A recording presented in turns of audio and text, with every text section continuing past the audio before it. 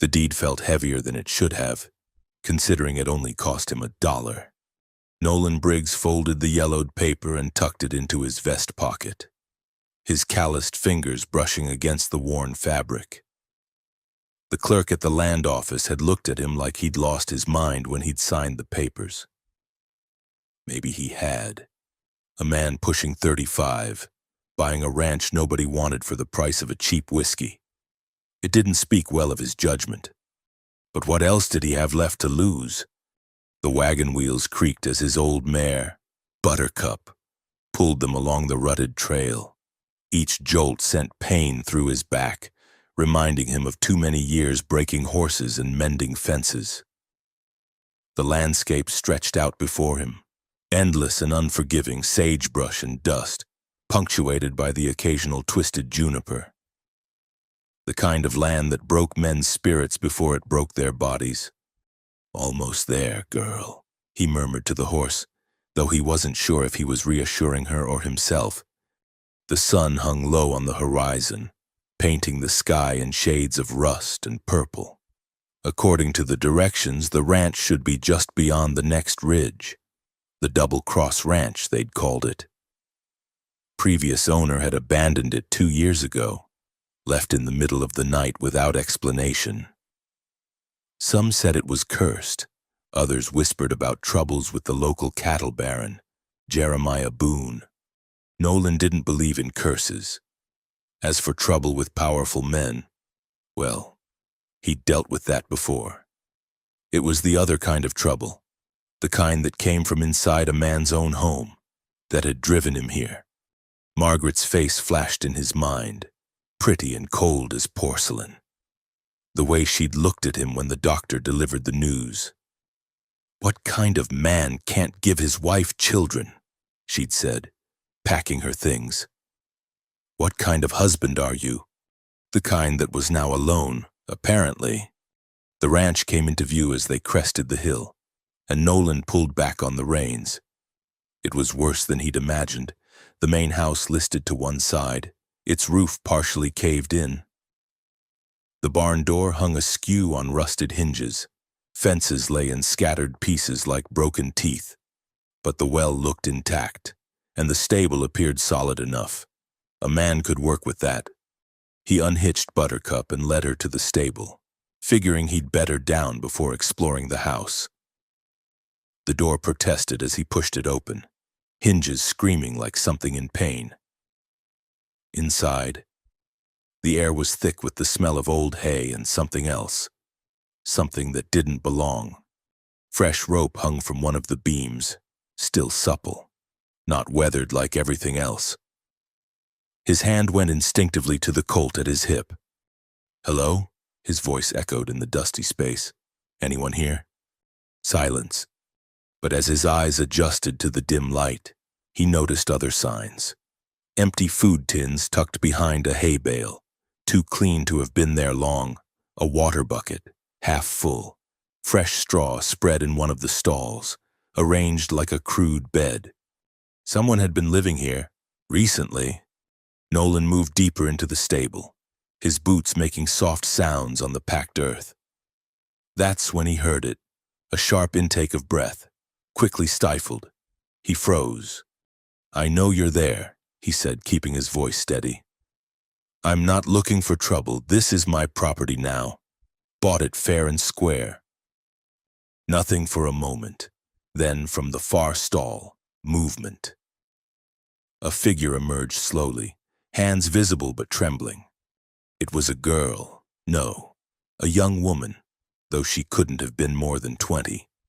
Her dress was torn at the hem, dust-covered and travel-worn. Dark hair hung in tangles around a face that might have been pretty if it weren't marked by exhaustion and fear. But it was her shape that made Nolan take a step back. She was pregnant, very pregnant. "Please," she said, her voice barely above a whisper. "I'm not. I'll leave. Just give me until morning." Nolan kept his hand away from his gun, raising both palms to show he meant no harm. "Easy now. I'm not going to hurt you." She pressed herself against the stable wall. one protective hand over her swollen belly. In the fading light from the doorway, he could see the purple shadow of a bruise fading on her wrist. "What's your name?" he asked. She hesitated. Mary Smith." A lie, obvious as the day was long. But Nolan had told his own share of lies. Sometimes they were all that kept a person safe. "All right, Mary, I'm Nolan Briggs. When's the last time you ate?" Her eyes darted to the empty tins. "Yesterday, maybe. Maybe the day before." "Christ," he muttered, then caught himself. "Pardon my language. Look, I've got supplies in the wagon. Nothing fancy, but it'll fill a stomach. You stay put." "I can't." "You can and you will. That baby needs food, even if you're too proud to take it." Something shifted in her expression at the mention of the child. She nodded, sinking down onto the straw.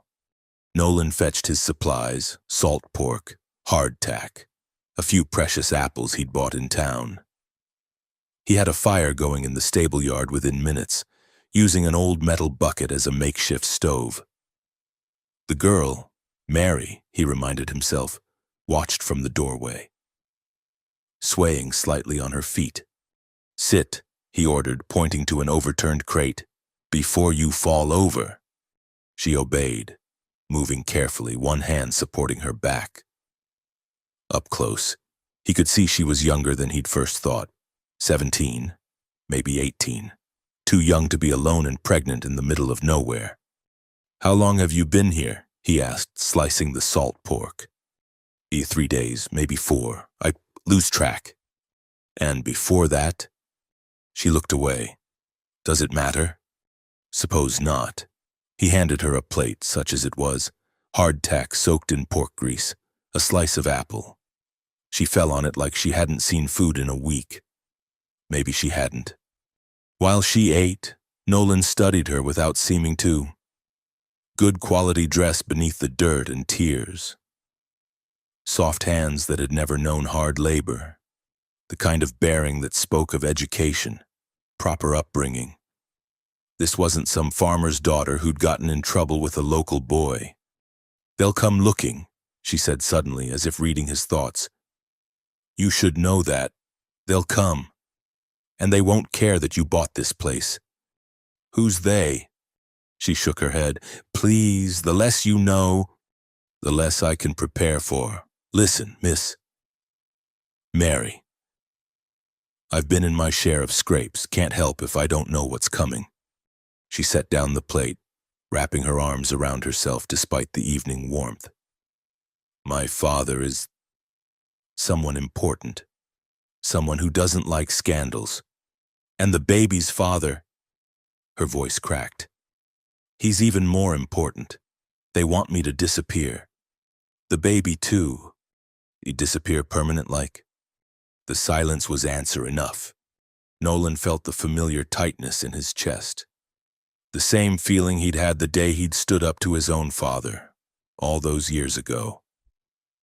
The day he'd decided that being a good man mattered more than being a comfortable one. "Well," he said finally, "they'll have to go through me first."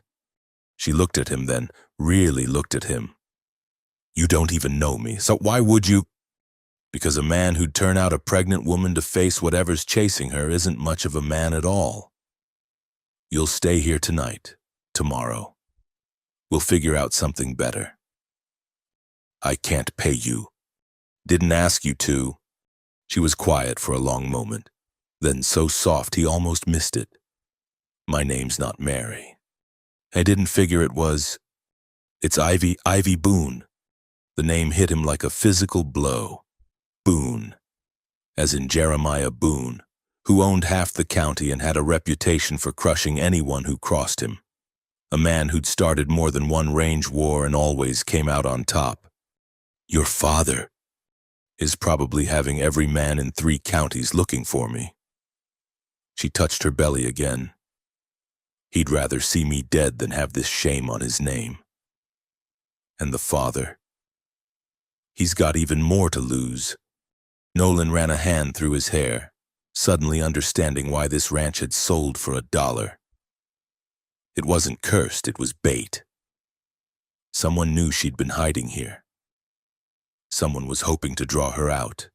As if in answer to his thoughts, he heard it. Hoofbeats in the distance, not one horse, several. Ivy heard it too. The color drained from her face. They found me. Nolan stood checking his Colt. 6 bullets. He had a rifle in the wagon, but it was too far away now. The hoofbeats were getting closer. Get inside, he said, back of the stable, behind the hay. Don't come out no matter what you hear. You can't fight them all. Not planning to fight, planning to talk. Now go. She grabbed his arm as she passed.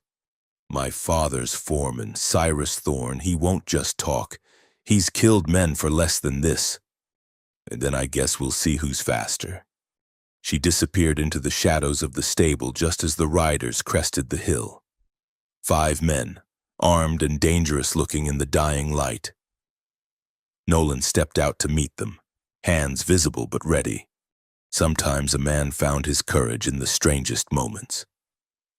Sometimes it took losing everything to realize what was worth fighting for. And sometimes, just sometimes, a dollar ranch came with more than broken fences and dusty dreams. It came with a chance to be the man he'd always wanted to be. The riders pulled up 20 feet away. Their leader, a scarred man with cold eyes, studying him. Evening, Nolan said, as casual as if they were meeting at Sunday service. The scarred man spit tobacco juice. You'd be the fool who bought this place. That's me, Nolan Briggs, and you'd be? In someone looking for lost property. Seen anyone pass through?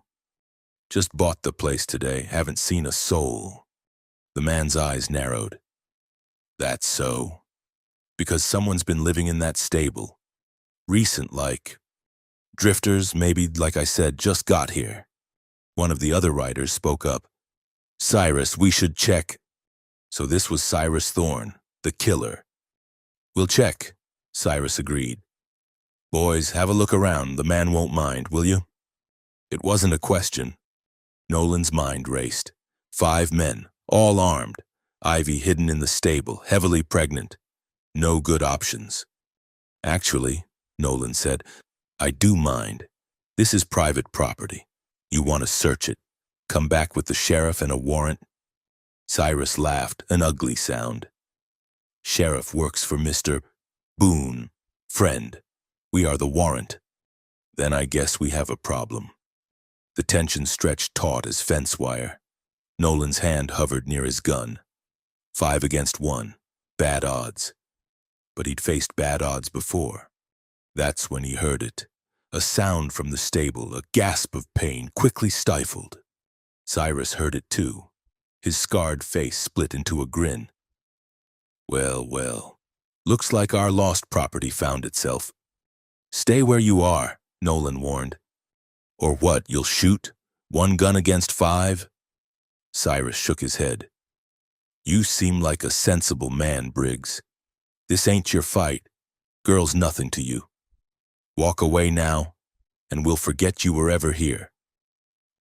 Can't do that. Did she tell you who she is, what she did? Told me enough. Did she tell you who planted that baby in her belly?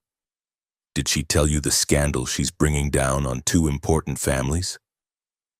Cyrus leaned forward in his saddle.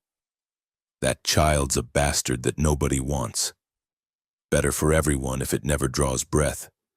Another sound from the stable, stronger this time. A cry of pain that couldn't be hidden. She's in labor, Nolan said. For God's sake, man, she's having the baby. All the more reason to finish this quick. That's when Nolan knew there would be no talking, no reasoning. These men had come to kill and they wouldn't leave until the job was done. His hand found his gun. Then I guess you'll have to go through me. Cyrus sighed. Have it your way. The desert held its breath. Somewhere in the stable, a young woman cried out again. Somewhere above, the first stars began to appear. And Nolan Briggs, a man who'd thought he'd lost everything, discovered he still had something left to lose. Something worth fighting for. The standoff stretched like a taut rope, ready to snap at the slightest provocation. Cyrus Thorne's hand rested on his pistol, but he hadn't drawn yet. He was savoring this. Nolan realized. The man enjoyed the fear, the power, the moment before violence. Another cry from the stable pierced the evening air. Ivy's voice, raw with pain. "It sounds like she's having a hard time of it," Cyrus said conversationally. "Shame to let her suffer. We could make it quick, merciful, even." "Over my dead body," Nolan said. "That can be arranged." One of the riders, younger than the others with nervous eyes, shifted in his saddle. "Cyrus, maybe we should—" "Shut your mouth. Henderson, Mr. Boone gave orders." "To kill his own daughter?" Nolan kept his voice steady, though his heart hammered against his ribs. "That's what you're here for? To murder a girl and her baby?" "To clean up a mess," Cyrus corrected. "The girl made her choices. Spread her legs for a man who couldn't marry her. Now she's got to live with the consequences. Or not live, as the case may be." Nolan's jaw tightened. "Who's the father?" Cyrus laughed.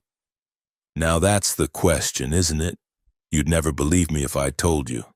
Let's just say he's got more to lose than old Jeremiah. Man with that much power can't have bastards running around claiming his name." Another scream from the stable, longer this time, edged with desperation. "Please," Nolan said, surprising himself with the word. "At least let me help her through the birth. Whatever happens after, at least give her that." "You a doctor?" "No, but I've delivered calves, foals. It's not so different." "Like hell it isn't." But Cyrus seemed to consider. "Tell you what, Briggs, and you go in there, help her birth that bastard. When it's done, you walk away. Leave the cleanup to us. Nobody has to know you were ever here." "And if I refuse?" "Then we shoot you first and her second. Either way, job gets done." The rider named Henderson spoke up again. "Cyrus, this ain't right. Killing a woman in childbirth." Cyrus turned in his saddle, and the young man flinched.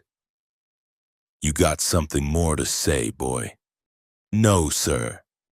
Good. Because Mr. Boone doesn't pay us to have opinions. He pays us to solve problems." He turned back to Nolan. "What's it going to be, Briggs? You want to die for some girl you just met? Or you want to walk away and live?" Before Nolan could answer, the stable door burst open. Ivy stood there, clutching the doorframe, her face twisted in agony. Her dress was soaked with sweat, and blood stained her skirts. Something's wrong," she gasped. "The baby.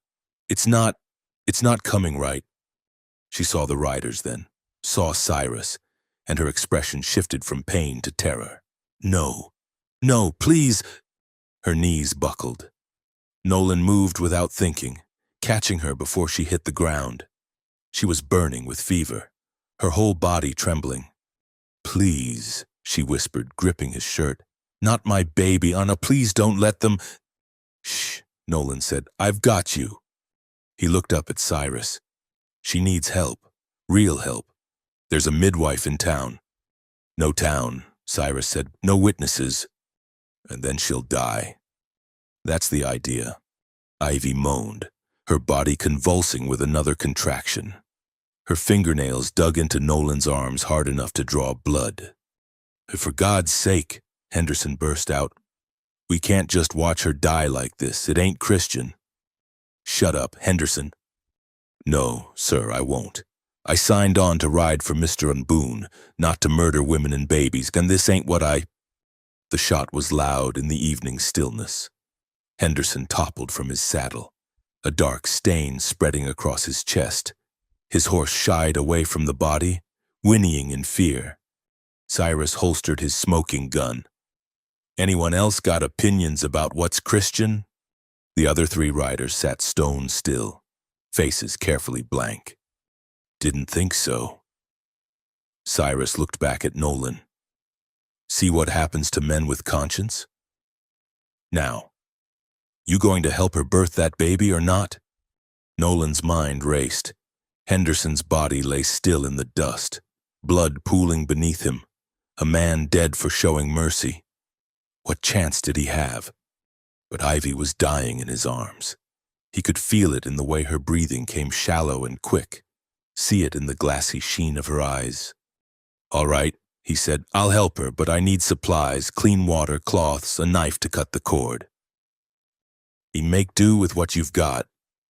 Nolan carried Ivy back into the stable, her weight nothing compared to the burden of what was coming. He laid her on the straw, trying to make her comfortable. Her hand found his, squeezing with surprising strength. My name," she whispered. "My real name. I told you true. Ivy Boone." "I know. The father is... Save your strength." "No, you should know, in case I don't." She drew a shuddering breath. "Judge Hamilton Morrison, my father's friend, my mother's cousin by marriage. He forced himself on me at the harvest dance, said no one would believe me over him." Nolan felt sick. Morrison, he knew the name, federal judge, appointed by the president himself, a man who preached morality from the bench and apparently practiced something else entirely. He said he'd ruin father if I told, said he'd have our ranch seized, have father hanged for rustling. He had evidence. He said, fake, but who'd question a federal judge? "Easy now, don't talk." "I have to. Someone should know the truth." Tears streamed down her face. "When I told him about the baby, he laughed, said I should get rid of it. When I refused, he told father I'd seduced him, that I was a harlot trying to trap him. Father believed him." Another contraction hit, and she screamed. Outside, Nolan heard Cyrus's voice. "Better hurry up in there, Briggs, getting dark. We'd hate to have to come in after you." Nolan examined her as best he could, trying to remember everything he'd learned from years of animal husbandry. What he found made his heart sink. The baby was turned wrong. Breech. Maybe worse. Without proper help, both mother and child would die. "Is my baby all right?" Ivy asked between gasps. "We're going to do our best." She saw through the lie. "I'm dying, aren't I?" "No, you're not dying. I won't let you." "You're a good man, Mr. Briggs, better than I deserve." A hush now. He worked by feel and instinct, trying to turn the baby. Ivy's screams echoed off the stable walls. Blood. Too much blood. His hands were slick with it. "Can't," Ivy gasped. "Can't do this anymore." "Yes, you can. You're stronger than you know." "Why do you care? You don't even know me." Nolan met her eyes. "Because someone should. Because you deserve better than dying in a stable while men wait outside to finish the job." "Tell me something," she said. "Tell me about yourself and give me something to hold on to." So while he worked, while she labored, he talked. Told her about his own failures, his own losses, about Margaret leaving, about the shame of being less than a whole man in the eyes of the world. "Not whole?" Ivy laughed, a broken sound. "You're more man than any I've met. A whole man would have walked away. Let them have me." "Then I guess we're both broken." Broken things can still be beautiful." The baby turned. Finally, blessedly, it turned. Ivy pushed with the last of her strength, her cries primal now, beyond thought or fear. "I see the head," Nolan said. "One more push, just one more." She bore down, and the baby slipped free into his hands. A girl, tiny and perfect and absolutely still. "Is she—" Ivy's voice was barely a whisper. Nolan cleared the baby's mouth, rubbed her back. Nothing. The infant was blue-tinged, lifeless. "No," he muttered. "No, damn it." He breathed into the tiny mouth, gentle puffs of air, rubbed the small chest, breathed again. Please, Ivy begged, please. And then, miracle of miracles, a cry, weak at first, then stronger. The baby's color changed from blue to pink, and she wailed with all the fury of the newly born. She's alive, Nolan said, wrapping the infant in his shirt. She's alive and she's perfect. He placed the baby on Ivy's chest. Mother and daughter looked at each other, and for a moment, the stable became a sacred place. She's beautiful, Ivy whispered. My beautiful girl. What will you name her? But Hope. Her name is Hope. From outside, Cyrus's voice cut through the moment. Time's up. Briggs, bring them out. Ivy clutched the baby tighter. They'll kill her. No, Nolan said. They won't. He checked his gun. 6 bullets. 4 men outside. Bad odds. But he'd faced worse. And now he had something to fight for. Can you stand? I think so. He helped her to her feet, supporting her weight. She was weak, trembling, but determination blazed in her eyes. Whatever happens, she said, thank you for giving her a chance. Thank me when we're all safe. They emerged from the stable, Ivy leaning heavily on Nolan, the baby quiet in her arms. The riders had dismounted, forming a semicircle. Henderson's body lay where it had fallen, a stark reminder of Cyrus's ruthlessness. Well, well, Cyrus said, a mother and child, how touching. It's done, Nolan said. The baby's born. Now ride away. Can't do that. Orders are orders. Whose orders, Morrison's? Cyrus's eyes narrowed. She told you. She told me everything. How a federal judge forced himself on a girl young enough to be his daughter. How he's willing to commit murder to cover his crimes. It words of a desperate woman. Who'd believe her? I would, said a new voice. Everyone turned. A rider approached through the gathering darkness, moving slow and steady. As he drew closer, Nolan recognized him. Tom Baker, the territorial marshal, an honest lawman, one of the few not in Boone's pocket. Evening, Cyrus, Baker said, reining up. Interesting gathering you've got here. This is private business, Marshal, no concern of yours. Murder's always my concern, especially when it involves young women and babies. We haven't murdered anyone. Baker looked pointedly at Henderson's body. That's so? He drew first. Funny, his gun still holstered. Cyrus's hand moved toward his weapon. You're overstepping, Baker. Am I? The marshal shifted, his coat falling open to reveal the badge on his vest. Because from where I sit, I see a group of armed men threatening a new mother and her child. That's the kind of thing that gets a man hanged. You don't understand the situation. Then explain it to me. Cyrus glanced at his men, calculating odds. The marshal was known to be fast, and now they'd have to fight on 2 fronts. The girl's a runaway, Cyrus said finally. Her father wants her home. That true, miss? Baker asked Ivy directly. You running from your father? Ivy straightened, finding strength from somewhere deep inside. I'm running from men who want to kill me and my baby. Men sent by my father and Judge Morrison. Baker's expression darkened. Morrison? What's he got to do with this? He's Hope's father, Ivy said clearly. He forced himself on me, and now he wants to erase the evidence. Lying whore, Cyrus spat. The marshal's hand moved to his gun. Watch your mouth, Thorne. Lady's been through enough without your disrespect. You take her word over a federal judge? I'd take her word over yours any day of the week. The tension ratcheted up another notch. 4 men, plus Nolan and the marshal. Better odds, but Ivy could barely stand, and the baby was exposed, vulnerable. That's when they heard it. More hoofbeats, a lot more. Cyrus smiled. That'd be Mr. Boone now. Come to collect his property personal-like. The thunder of approaching hooves grew louder, and soon a dozen riders crested the hill. At their head rode Jeremiah Boone himself, a man who'd carved an empire from the harsh territory through will and ruthlessness. Even in the failing light, his presence commanded attention, silver-haired, straight-backed, with eyes like chips of granite. But it was the man riding beside him that made Nolan's blood run cold.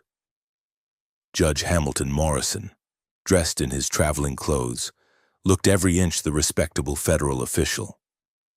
50 years old, distinguished, with the kind of face that inspired trust from juries and fear from defendants. "Marshal Baker," Boone said, reining up. "Didn't expect to see you here." "Mr. Boone, Judge Morrison." Baker touched his hat brim. "Seems we've got ourselves a situation." Morrison's eyes found Ivy, and his expression hardened. "Indeed we do. This young woman has been spreading vicious lies about me. I've come to see justice done." "Justice?" Ivy's voice cracked. "Is that what you call it?" "Be careful, girl," Morrison warned. "Slander is a serious crime. So is what you did to me." The baby stirred in her arms, letting out a small cry. Morrison's jaw tightened at the sound. "Mr. Briggs," Boone said, ignoring his daughter entirely. "You've involved yourself in a family matter. I'm willing to overlook your interference if you step aside now." "I can't do that, sir." "You'd die for a girl you don't know?" "I'd die for what's right." Boone studied him for a long moment. "You're the one bought this place. Used to belong to Morrison's nephew." "Convenient," Baker observed. "Almost like someone knew Miss Boone would come here." "Are you implying something, Marshal?" Morrison's voice carried the weight of his office. "Just noting coincidences, Your Honor." Cyrus grew impatient.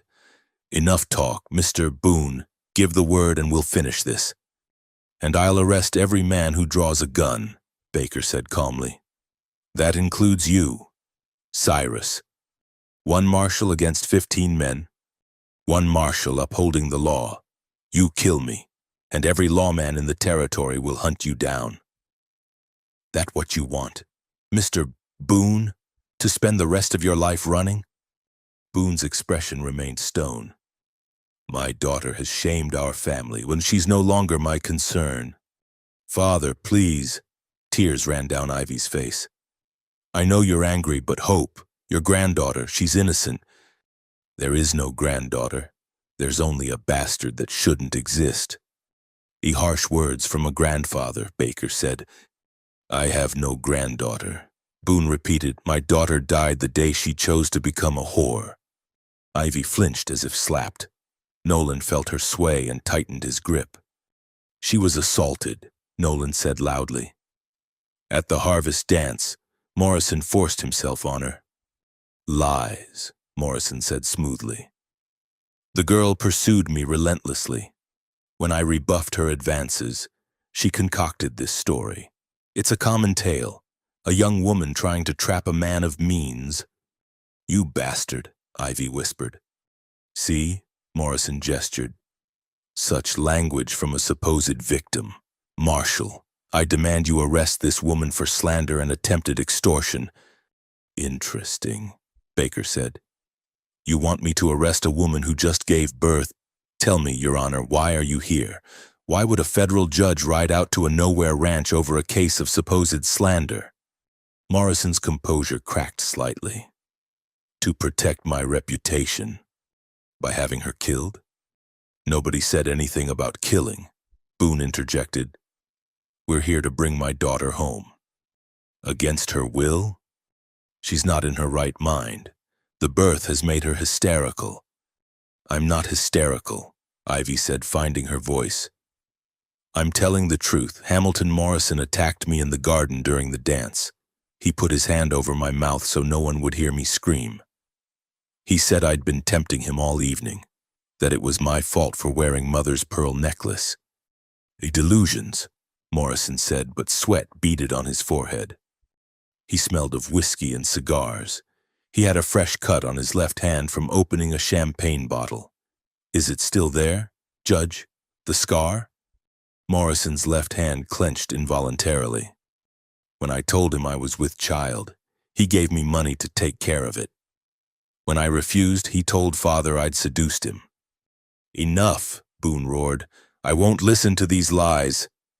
What if they're not lies? Baker asked quietly. What if your daughter's telling the truth? She's not. How can you be so sure? Because Hamilton Morrison is a good man, a moral man. He wouldn't he? A new voice spoke from among Boone's riders. One of them pushed back his hat, revealing a weathered face. Sorry, boss, but I can't keep quiet no more. Cyrus turned. Murphy, what the hell are you doing? What I should have done months ago. The man called Murphy looked at Boone.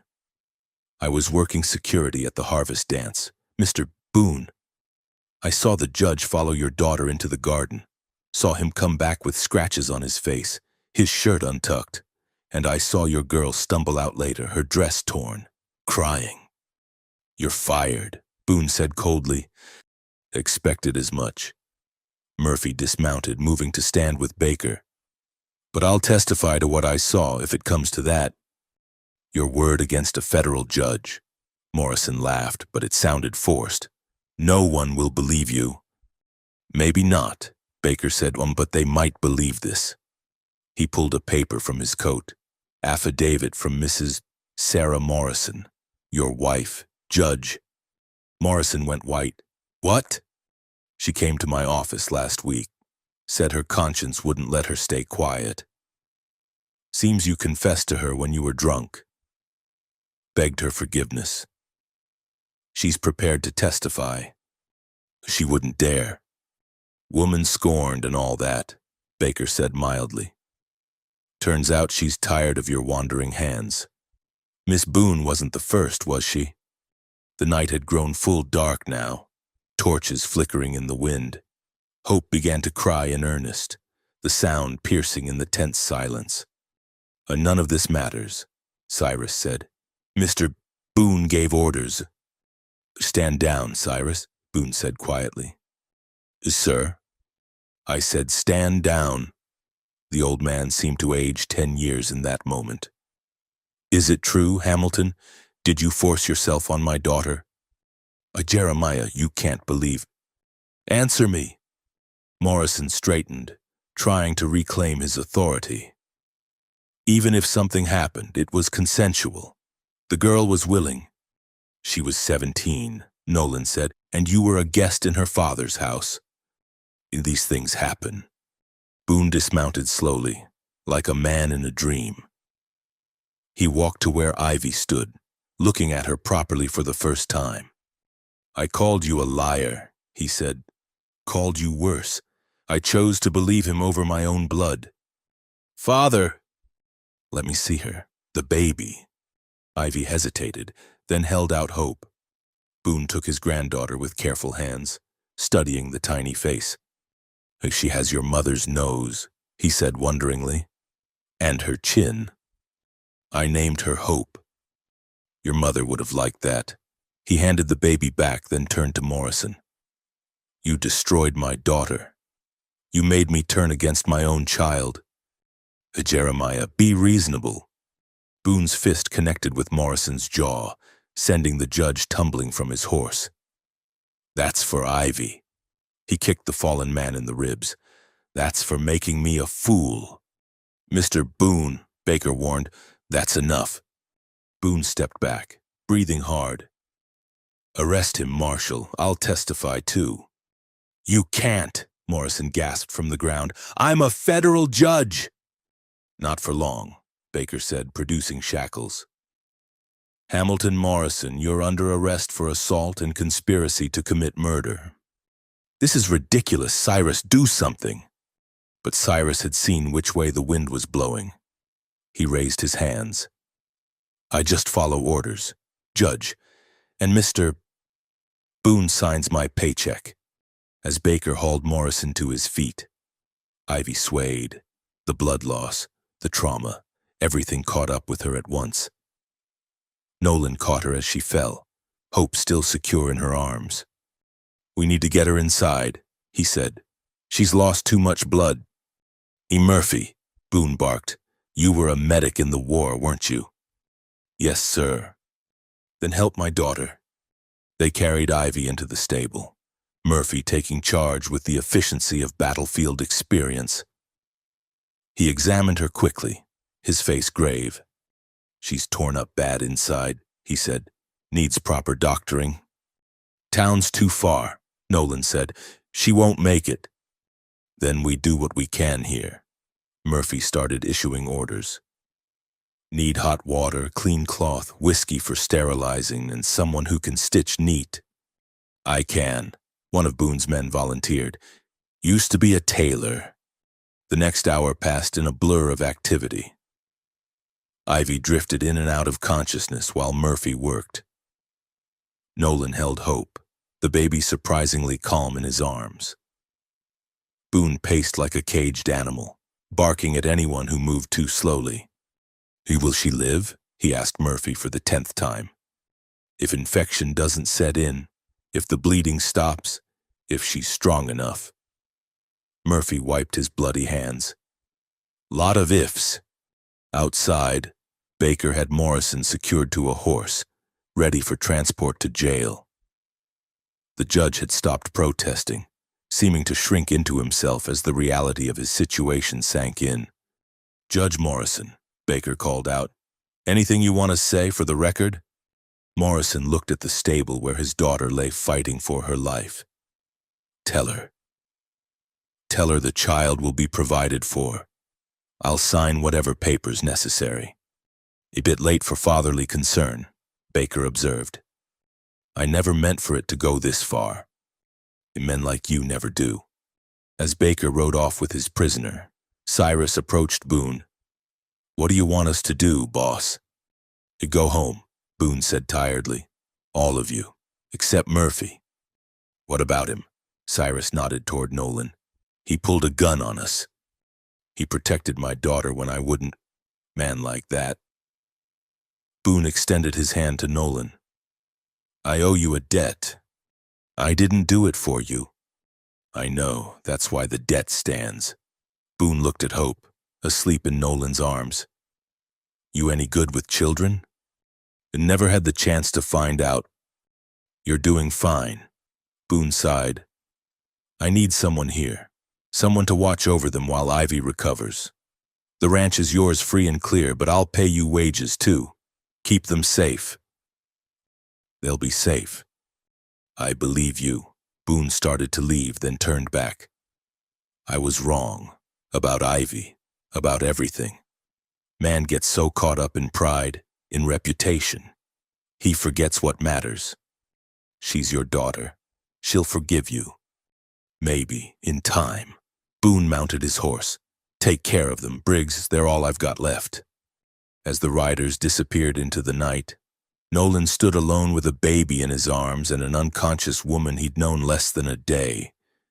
The smart thing would be to hand them over to Boone, collect his wages, and build his quiet life. But he'd never been smart about these things. He looked down at Hope, who'd wrapped one tiny fist around his finger. Such trust from something so small. In the stable, Ivy murmured in her fevered sleep, calling for her baby. "She's here," Nolan told her, settling beside her with Hope. "She's safe. You both are." Ivy's eyes fluttered open, focusing with effort. "You stayed. Where else would I go?" "Anywhere, away from this mess." "Maybe I like messes." She almost smiled. "Thank you for everything, for believing me when my own father wouldn't. Rest now. Morning will come soon enough. Will you still be here when I wake?" "I'll be here." "Promise?" "I promise." She drifted off again, one hand reaching for Hope. Nolan placed the baby where she could feel her, keeping his own hand over both of theirs. Outside, coyotes howled in the distance. The wind rattled the stable walls.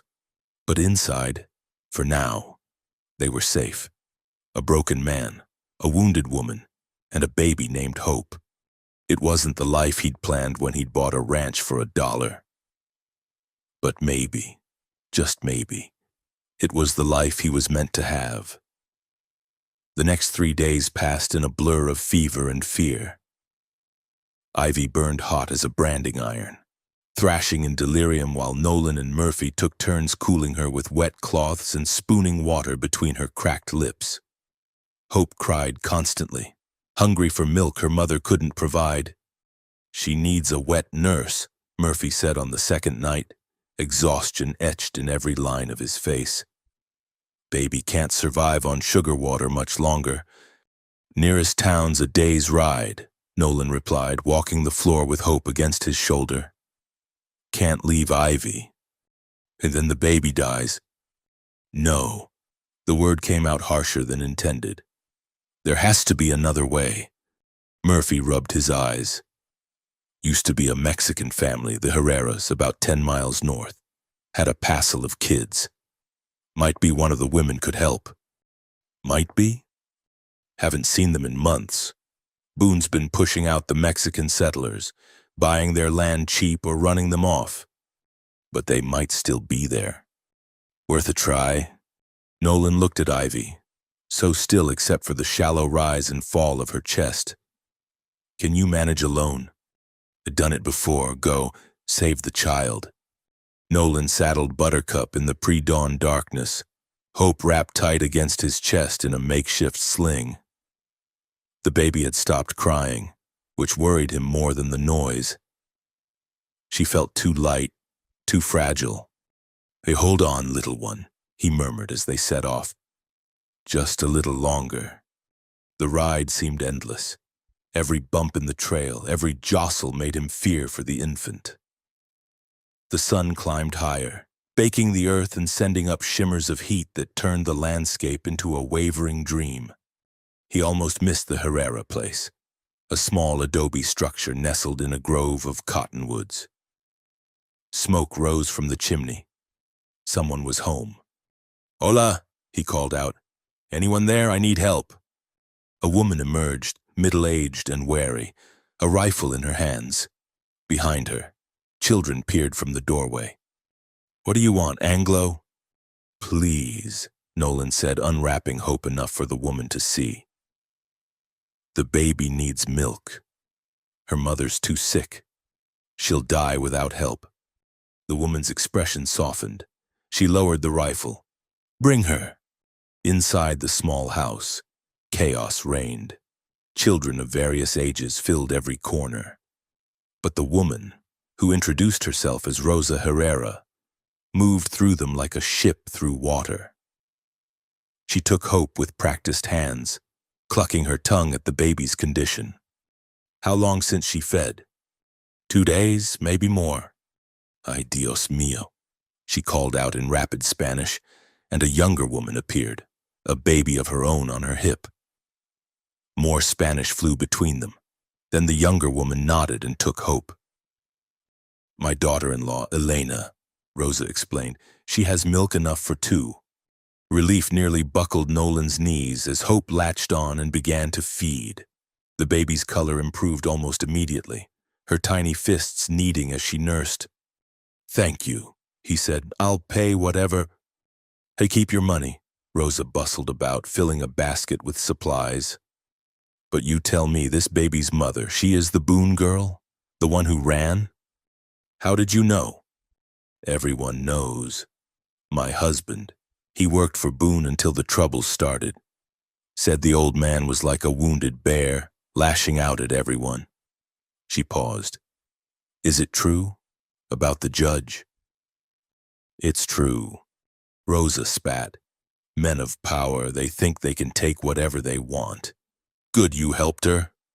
"I just did what anyone would do." "No," Rosa said firmly. "Most would turn away and pretend not to see. You stayed." When Hope finished feeding, Elena showed Nolan how to get her to burp, how to clean her properly. Rosa packed goat's milk in bottles, explaining how to keep it fresh. "Bring her back tomorrow," Rosa instructed. "And the next day until her mother is well." I don't know how to thank you. Then don't. Just remember when we needed help. Where was Boone? Where was the law? She touched Hope's cheek gently. We help each other, or we have nothing. The ride back seemed shorter, Hope content and sleeping against his chest. But as the ranch came into view, Nolan saw horses, too many horses.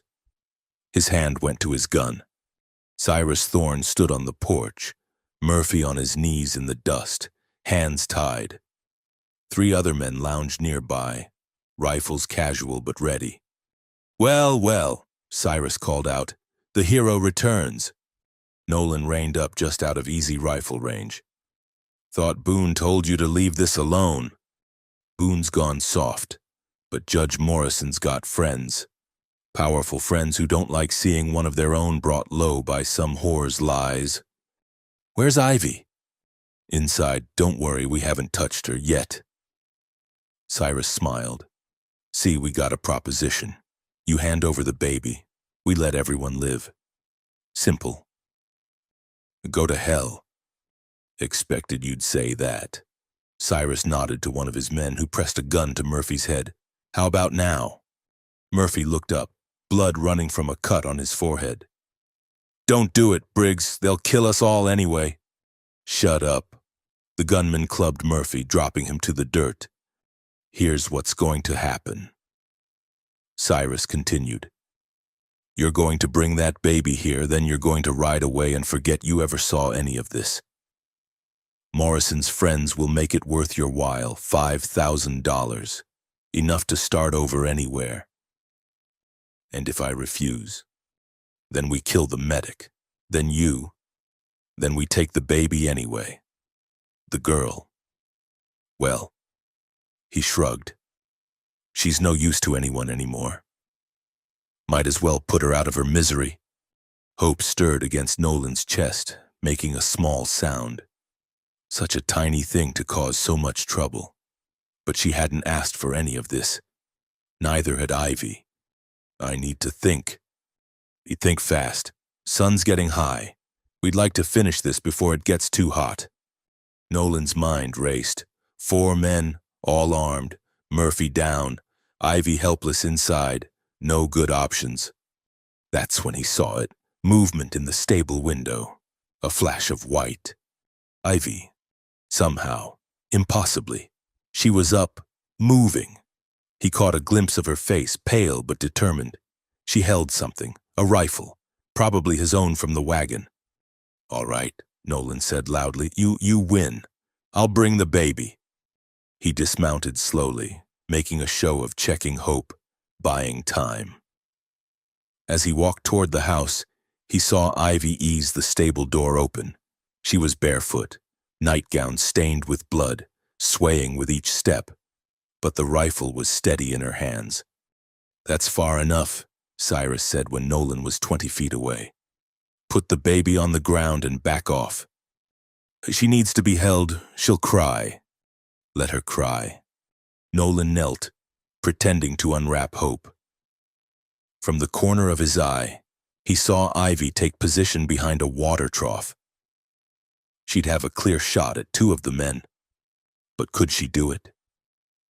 Could a woman who'd just given birth, who'd lost so much blood, make the shot? Hurry up, Cyrus snapped. The blanket's caught. Nolan fumbled with the fabric, stalling. There, just... The shot cracked like thunder. One of Cyrus's men spun and fell, clutching his shoulder. Before anyone could react, Ivy fired again, catching another in the leg. Nolan rolled, drawing his pistol as Cyrus dove for cover. The 3rd man swung his rifle toward the stable, but Murphy, hands still tied, threw himself at the man's legs. They went down in a tangle of limbs. Here, you bitch! Cyrus fired at the water trough, splinters flying. I'll kill you! Nolan came up shooting, forcing Cyrus behind a wagon wheel. The wounded men were trying to crawl to cover, leaving blood trails in the dust. Give it up, Cyrus, Nolan called. You're outnumbered. Like hell! Another exchange of fire. Nolan counted shots. Cyrus had maybe 2 left on, but Ivy had gone quiet. Too quiet. "Ivy?" he called. No answer. Fear cold as mountain snow filled his chest. He started to rise, to go to her. When Cyrus made his move, the gunman burst from cover, running for his horse. Nolan's shot took him between the shoulder blades. Cyrus stumbled, fell, tried to crawl, then stillness. "Clear," Nolan called, but he was already running for the stable. He found Ivy slumped behind the trough, rifle fallen from nerveless fingers. Blood soaked through her nightgown, the wound reopened by exertion. "Did I get them?" she whispered. "You got them. You saved us all." "Good," she tried to smile. "Is Hope?" "She's fine, fed and happy." He pressed his hands against the bleeding, trying to stem the flow. "Why did you get up? You could have—" He heard them talking, heard what they planned. She gripped his shirt weakly. "Couldn't let them take her. Not my baby." Murphy appeared, free of his bonds, already assessing the damage. "We need to get her inside, now." They carried her to the house, Murphy working with desperate efficiency. The other wounded men could wait. 2 of Cyrus's gang had survived, though they wouldn't be fighting anyone soon. "She's torn the stitches," Murphy muttered. "Lost more blood. I don't know if—" "Fix her," Nolan said. "Whatever it takes. I'm not a miracle worker." "And then become one." Hours passed. Murphy stitched and bandaged while Nolan held Ivy's hand, talking to her, keeping her anchored to the world. He told her about the Herreras, about how Hope had fed, about plans for the ranch when she was well. "When I'm well," she repeated like a prayer. Night fell. One of the wounded men, the one Ivy had shot in the shoulder, started talking. Seemed Judge Morrison had sent word from jail, calling in old favors. Cyrus had been promised $10,000 to eliminate all witnesses. "Won't work," the man gasped. "Too many people know now. Morrison's finished." "He should have stayed finished the first time," Murphy said, not looking up from his work. By dawn, the crisis had passed. Ivy's bleeding stopped, her breathing steadied. She would live, Murphy declared, if infection didn't set in. Always that if. Marshal Baker arrived at midday with a deputy and a wagon. He surveyed the carnage with professional interest. "Busy night?" "You could say that." Nolan explained what had happened while Baker took notes. "Self-defense, clear as day," the marshal concluded. "Though I am curious how Miss Boone managed to shoot 2 men while recovering from childbirth. She's stronger than she looks." "Apparently." Baker supervised loading the survivors into his wagon. "This makes 5 men willing to testify against Morrison. His high-powered friends are abandoning him like rats from a sinking ship." "Good. There'll be a trial. Miss Boone will need to testify. She'll be there." Baker paused at the door. "You did good, Briggs. Not many men would have stood their ground." "I had help." "Still," the marshal touched his hat, "take care of them." As the wagon rolled away, Nolan returned to Ivy's bedside. She was awake, holding Hope while Elena helped her nurse. The sight, mother and child together safe, made something tight in his chest finally ease. "I thank you," Ivy said when they were alone. "For everything. You're the one who saved us. That was some shooting." "Father insisted I learn. Said a woman alone needed to protect herself." Her smile was bitter. "Don't think he meant from his own men." "He was wrong about a lot of things." "Yes." She looked down at Hope. "But not about everything. I made choices too. Went to that dance, wore that dress, danced with Morrison even though something felt wrong. That doesn't make it your fault." "No, but I need to own my part, however small. Otherwise, I'll always be a victim." Nolan understood. The need to find control in chaos, to assign meaning to meaningless cruelty. He'd done it himself after Margaret left. "What will you do now?" he asked. "When you're healed?" "I don't know. Father won't want me back, not really, and I can't live on charity forever." "It's not charity. I need help with the ranch. Someone who can keep books, manage supplies, work I can't do myself." She studied him. "Is that the only reason?" "No," he admitted, "but it's reason enough for now." "For now," she agreed. Outside, the sun climbed higher over the desert. Inside, a makeshift family began to form, built not on blood or obligation, but on the simple act of choosing to stay when leaving would have been easier. It wasn't the life any of them had planned, but sometimes the best things came from the worst circumstances. Sometimes broken people could build something whole. Sometimes a ranch bought for $1 could become a home. 2 weeks had passed since the shootout, and the ranch had settled into an uneasy peace. Ivy grew stronger each day, though she still moved carefully. One hand pressed to her side. Hope thrived on Elena's milk and the constant attention of her makeshift family. Nolan was mending the corral fence when he spotted the dust cloud on the horizon. His hand went instinctively to his gun, a habit now, but relaxed when he counted only 3 riders. They moved without urgency, like men on legitimate business. "A company coming," he called to Murphy, who was teaching Ivy to clean a rifle on the porch. She stood, shading her eyes. "I don't recognize the horses." As the riders drew closer, Nolan's stomach tightened. The man in the lead wore a federal marshal's badge, his companions bearing the unmistakable look of government men, clean-shaven, well-dressed, out of place in the rough territory. "Mr. Briggs," the marshal touched his hat brim. "I'm Federal Marshal William Cord. These gentlemen are from the prosecutor's office in Santa Fe. If you're looking for Miss Boone..." "It we are, but not for the reasons you might think." Cord dismounted, his manner professional but not threatening. "May we speak with her?" Ivy stepped forward, hope in her arms.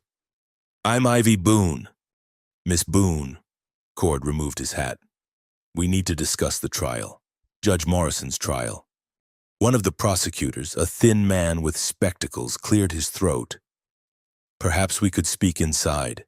This is a delicate matter." They gathered in the small parlor, recently cleaned and made habitable. Ivy sat straight-backed, every inch her father's daughter despite her simple dress and healing body. "The trial is set for next month," Cord began. "Your testimony will be crucial." "I'll be there." "It's not that simple." The spectacled prosecutor, who'd introduced himself as James Harrington, pulled out a sheaf of papers. "Morrison has hired the best lawyers money can buy. They'll attack your character, your reputation, everything about you." "Let them." "Miss Boone, you don't understand. They'll paint you as a woman of loose morals who seduced the judge. They'll bring up every dance you attended, every young man you smiled at. They'll make your life a public spectacle. And if I don't testify, then he likely goes free. The other witnesses, the men who attacked you here, their testimony helps. But yours is the heart of the case." Ivy looked down at Hope, sleeping peacefully. "What about my daughter? Will they drag her into this?" "They'll certainly mention her. Probably suggest she's not Morrison's child at all." Nolan's fists clenched. "That's a damn lie." "Of course it is," Harrington agreed, but truth and what a clever lawyer can make a jury believe are often different things. "There's more," Cord said quietly. "Morrison's friends haven't given up. We've heard rumors of plans to prevent your testimony. More hired guns? Possibly. Or they might try legal maneuvers. Have you declared mentally incompetent? Claim the birth affected your mind?" He paused. "Or they might go after your father." Ivy's head snapped up. "What do you mean?" "Jeremiah Boone has made enemies over the years. Morrison's allies are digging into his past, looking for leverage. If they find something..." They'll use it to silence me. Ivy's voice was steady, but Nolan saw her hands tremble. Threaten to destroy him unless I recant. It's been done before, Harrington admitted. So what do you want from us? Murphy asked. Why come all this way to tell us what we already know, that powerful men don't like being challenged? Because, Cord said, we want to offer Miss Boone protection. Federal protection. Now, we'll move her to Santa Fe. Keep her under guard until the trial. No, Ivy's response was immediate. I won't be caged again. It's for your safety. My safety? She laughed bitterly. Where was federal concern for my safety when Morrison attacked me? Where was it when his men came to kill my baby? Miss Boone, I'll testify, but I'll do it on my terms. From here. The prosecutors exchanged glances. That's inadvisable. Nevertheless, Cord studied her for a long moment. You're as stubborn as your father. I'll take that as a compliment. What if we compromise? Nolan suggested. Post guards here. Let Miss Boone stay where she's comfortable, but with protection. I suppose that could work, Harrington said reluctantly. Though our resources are limited, then supplement them. Ivy stood, hope still sleeping in her arms. My father has men, good men, who've been appalled by what Morrison did. They'll help. You've spoken to your father? No, but I know him. He'll want to make this right. After the federal men left, promising to send guards within the week. Ivy sagged against the porch railing. The strong facade cracked, showing the frightened young woman beneath. I don't know if I can do this, she whispered. You can, Nolan said firmly. You've already survived worse. Have I? They'll tear me apart in that courtroom, make me relive every moment, every detail. She shuddered. And everyone will be watching, judging. Let them judge. You know the truth. The truth. She laughed, but there was no humor in it. The truth is that I was stupid. I knew Morrison made me uncomfortable, but I danced with him anyway because it was polite, because refusing a federal judge would have embarrassed Father. And that doesn't make what he did your fault. No, but they'll make it seem that way. She looked at Hope. What will I tell her when she's older? That her father was a monster? That she was conceived in violence? You'll tell her she was loved, Murphy said from the doorway. That her mother was brave enough to stand up to powerful men. That she's alive because people fought for her. A pretty word, but words don't change facts. No, Nolan agreed, but they can shape how we see those facts. That evening, a single rider approached. Nolan recognized him, one of Boone's men, young Tom Garrett. He dismounted nervously, hat in hand. Miss Ivy, your father sent me. Did he? Her voice was carefully neutral. Yes, ma'am. He wants to help. With the trial. He's offering men, money, whatever you need. But not himself? Tom shifted uncomfortably. He's not sure you'd want to see him. He's right. Ivy turned to go inside, then paused. Tell him thank you, I'll take the help. But I'm not ready to forgive. Not yet. Yes, ma'am. He said to tell you he understands. As Tom rode away, Nolan found Ivy in the kitchen, mechanically preparing supper. You'll have to face him eventually. I know. She sliced potatoes with unnecessary force. But not yet. Not until after the trial. I can only handle so much at once. The next days brought a parade of preparations. Federal guards arrived, 2 young deputies who seemed more interested in Murphy's war stories than watching for threats. Boone's men came too, setting up a perimeter, their loyalty to their boss's daughter overriding any lingering doubts. Harrington returned with a court reporter to take Ivy's preliminary statement.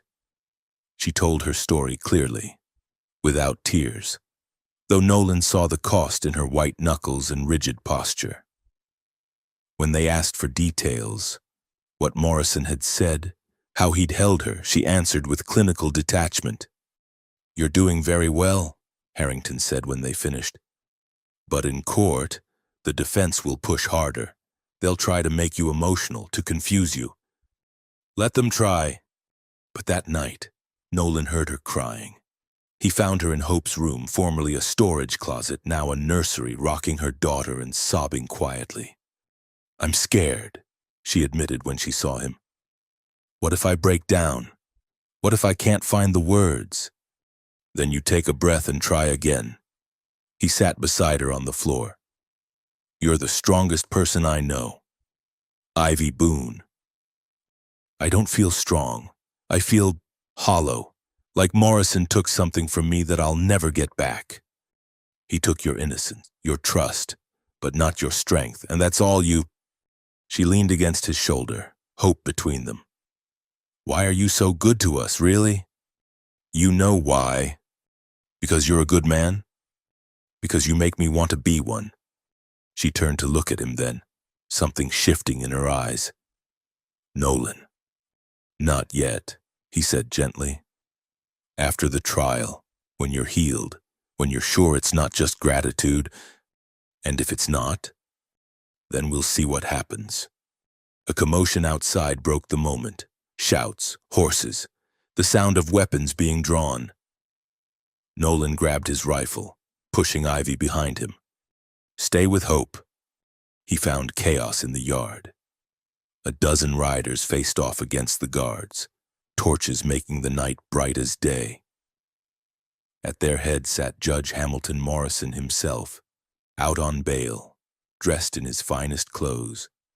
"I've come to see my daughter," he announced. "Like hell," one of Boone's men snarled.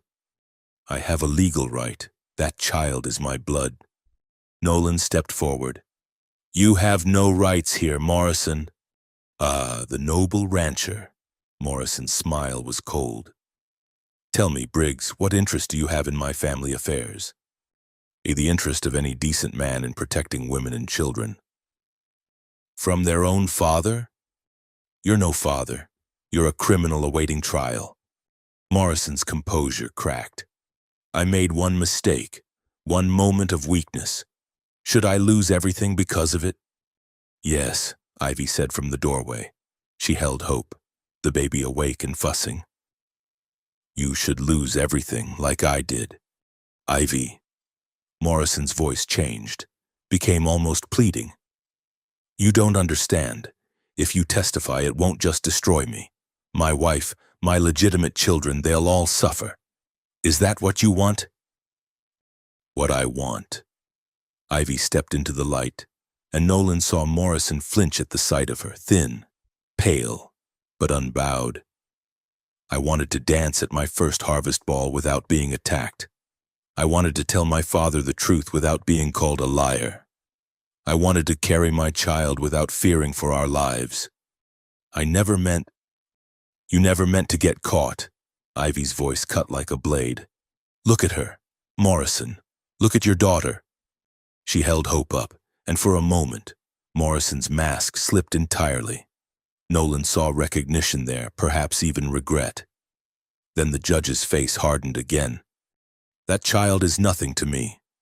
"Good, then stay away from her. You'll regret this, girl, and when they're done with you in court, you'll wish you'd taken my offer to disappear." "Is that a threat?" Marshal Cord emerged from the shadows, hand on his gun. "Because threatening a federal witness is a serious crime." Morrison's men shifted nervously. They'd come expecting intimidation, not federal marshals. "Ain't no threat, Marshal. Just a prediction." Morrison turned his horse. "Enjoy your righteousness while you can. Miss Boone, it won't last." As the riders departed, Ivy sagged against the doorframe. Nolan caught her and Hope both, supporting them. "You did well," he said. "Did I? He's right about one thing. His family will suffer. His wife, his children. They're innocent in this. That's not your responsibility, isn't it?" She looked down at Hope. "Every choice we make ripples outward. Morrison chose to attack me. I'm choosing to seek justice. Both choices have consequences for others. Hey, the difference, Murphy said, is that your choice is righteous. His was evil. Righteousness, Ivy tested the word. Such a heavy thing to carry. They went inside, the guards resuming their posts. But Nolan couldn't shake the feeling that Morrison's visit was just the beginning. The man had too much to lose to give up easily. That night, unable to sleep, Nolan found himself in the barn, brushing Buttercup and thinking. The mare nickered softly, sensing his unease. "A getting complicated girl," he murmured. "Came here for a simple life. Now look at us. Who couldn't sleep either?" He turned to find Ivy in the doorway, wrapped in a shawl. "Hope's finally down. Thought I'd check on you." "I'm fine." "Liar," but she smiled. "We're a pair, aren't we? Both running from failed lives, finding each other in this mess. Maybe that's how it works. Maybe the broken people find each other. And then what? Then they try to build something new, something better." She moved closer, running her hand along Buttercup's neck. "I never thanked you properly for that first night. You could have turned me away." "No, I couldn't." "Because you're honorable. Because I recognize something in you, a fellow survivor. Is that what we are, survivors? For now, maybe someday we'll be more." "I'd like that," she said softly. "Someday." They stood together in comfortable silence, two damaged souls finding solace in shared understanding. Outside, guards kept watch. In Santa Fe, lawyers prepared their strategies. And somewhere, a federal judge schemed to save his reputation. But in that moment, in a lamplit barn on a ranch bought for $1, none of that mattered. There was only the present, the warm breath of horses, the scent of hay, and the promise of tomorrow. The trial would come. The truth would be told. Justice might even prevail. But first, they had to survive the next 2 weeks. The morning of the trial dawned clear and cold, frost glittering on the sagebrush like scattered diamonds. Ivy stood at her window, watching the sun paint the desert in shades of gold and rose. In 3 hours, they would leave for Santa Fe. In 5, she would face Morrison in court. "You should eat something," Nolan said from the doorway, holding a plate of biscuits and gravy. "I can't. My stomach feels like it's full of rattlesnakes." "Try anyway. You'll need your strength." She took a biscuit, breaking it into small pieces. "What if I can't do it? What if I see him and just freeze? Then you take a breath and remember why you're there. For hope, for yourself, for every woman who's been silenced." A knock interrupted them. Marshal Cord entered, his face grim. "We have a problem." "What kind of problem?" "In Morrison's lawyers filed a motion. They're claiming you're mentally unfit to testify. Say the trauma of childbirth has affected your mind." Ivy's hands clenched. "Of course they are. There's more. They've got a doctor willing to testify to that effect. Dr. Marcus Fitzgerald from Denver. Apparently he's examined you." "I've never met any Dr. Fitzgerald." "They claim he observed you from afar during your father's Christmas party last year. Says he noted signs of hysteria and nervous exhaustion." "That's absurd," Nolan said. "You can't diagnose someone from across a ballroom." "You and I know that, but Fitzgerald has credentials and Morrison has influence." Cord paused. "There's going to be a competency hearing before the trial. You'll need to prove you're of sound mind." Ivy laughed, a bitter sound. "So I have to prove I'm sane before I can testify that I was assaulted? How convenient for Morrison. The prosecutor's bringing in our own doctor to examine you. Dr. Sarah Wheaton from Albuquerque. She's one of the few female physicians in the territory." "A woman doctor?" Ivy's eyes widened. "I didn't know such things existed." "Dr. Wheaton's a pioneer, and she's testified in cases like this before. She knows how to handle hostile lawyers." Within an hour, Dr. Wheaton arrived, a woman in her 40s with steel-gray hair and kind eyes behind wire spectacles. She examined Ivy thoroughly, asking questions about her health, her state of mind, her memories of the assault. "You're remarkably composed for someone who's been through such trauma," Dr. Wheaton observed. "I've had to be. That's exactly what they'll use against you, a truly traumatized woman. They'll argue. Would be more emotional, more broken. So I'm too sane to be believed? In their twisted logic, yes." The doctor made notes. "Tell me, Miss Boone, do you have nightmares?" "Every night." "Difficulty trusting men?" "Most of them."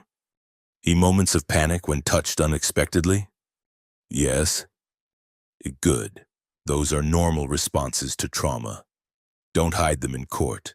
The defense wants to paint you as either hysterical or calculating. Show them you're neither. You're human."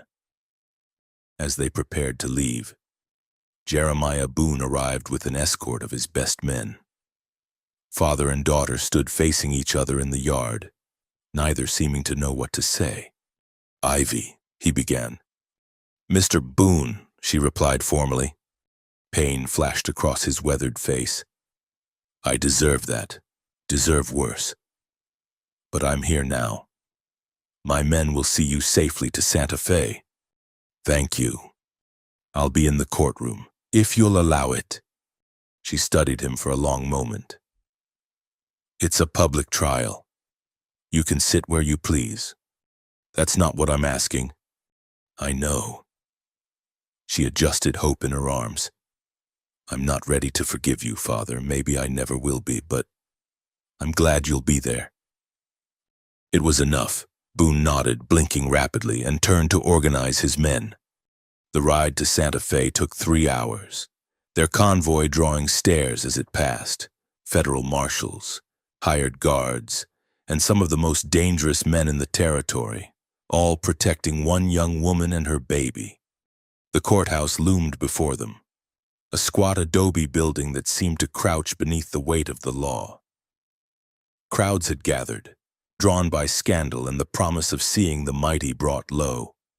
"Vultures," Murphy muttered. "Let them look," Ivy said, chin high. "I have nothing to be ashamed of." Inside, the competency hearing convened in a small chamber.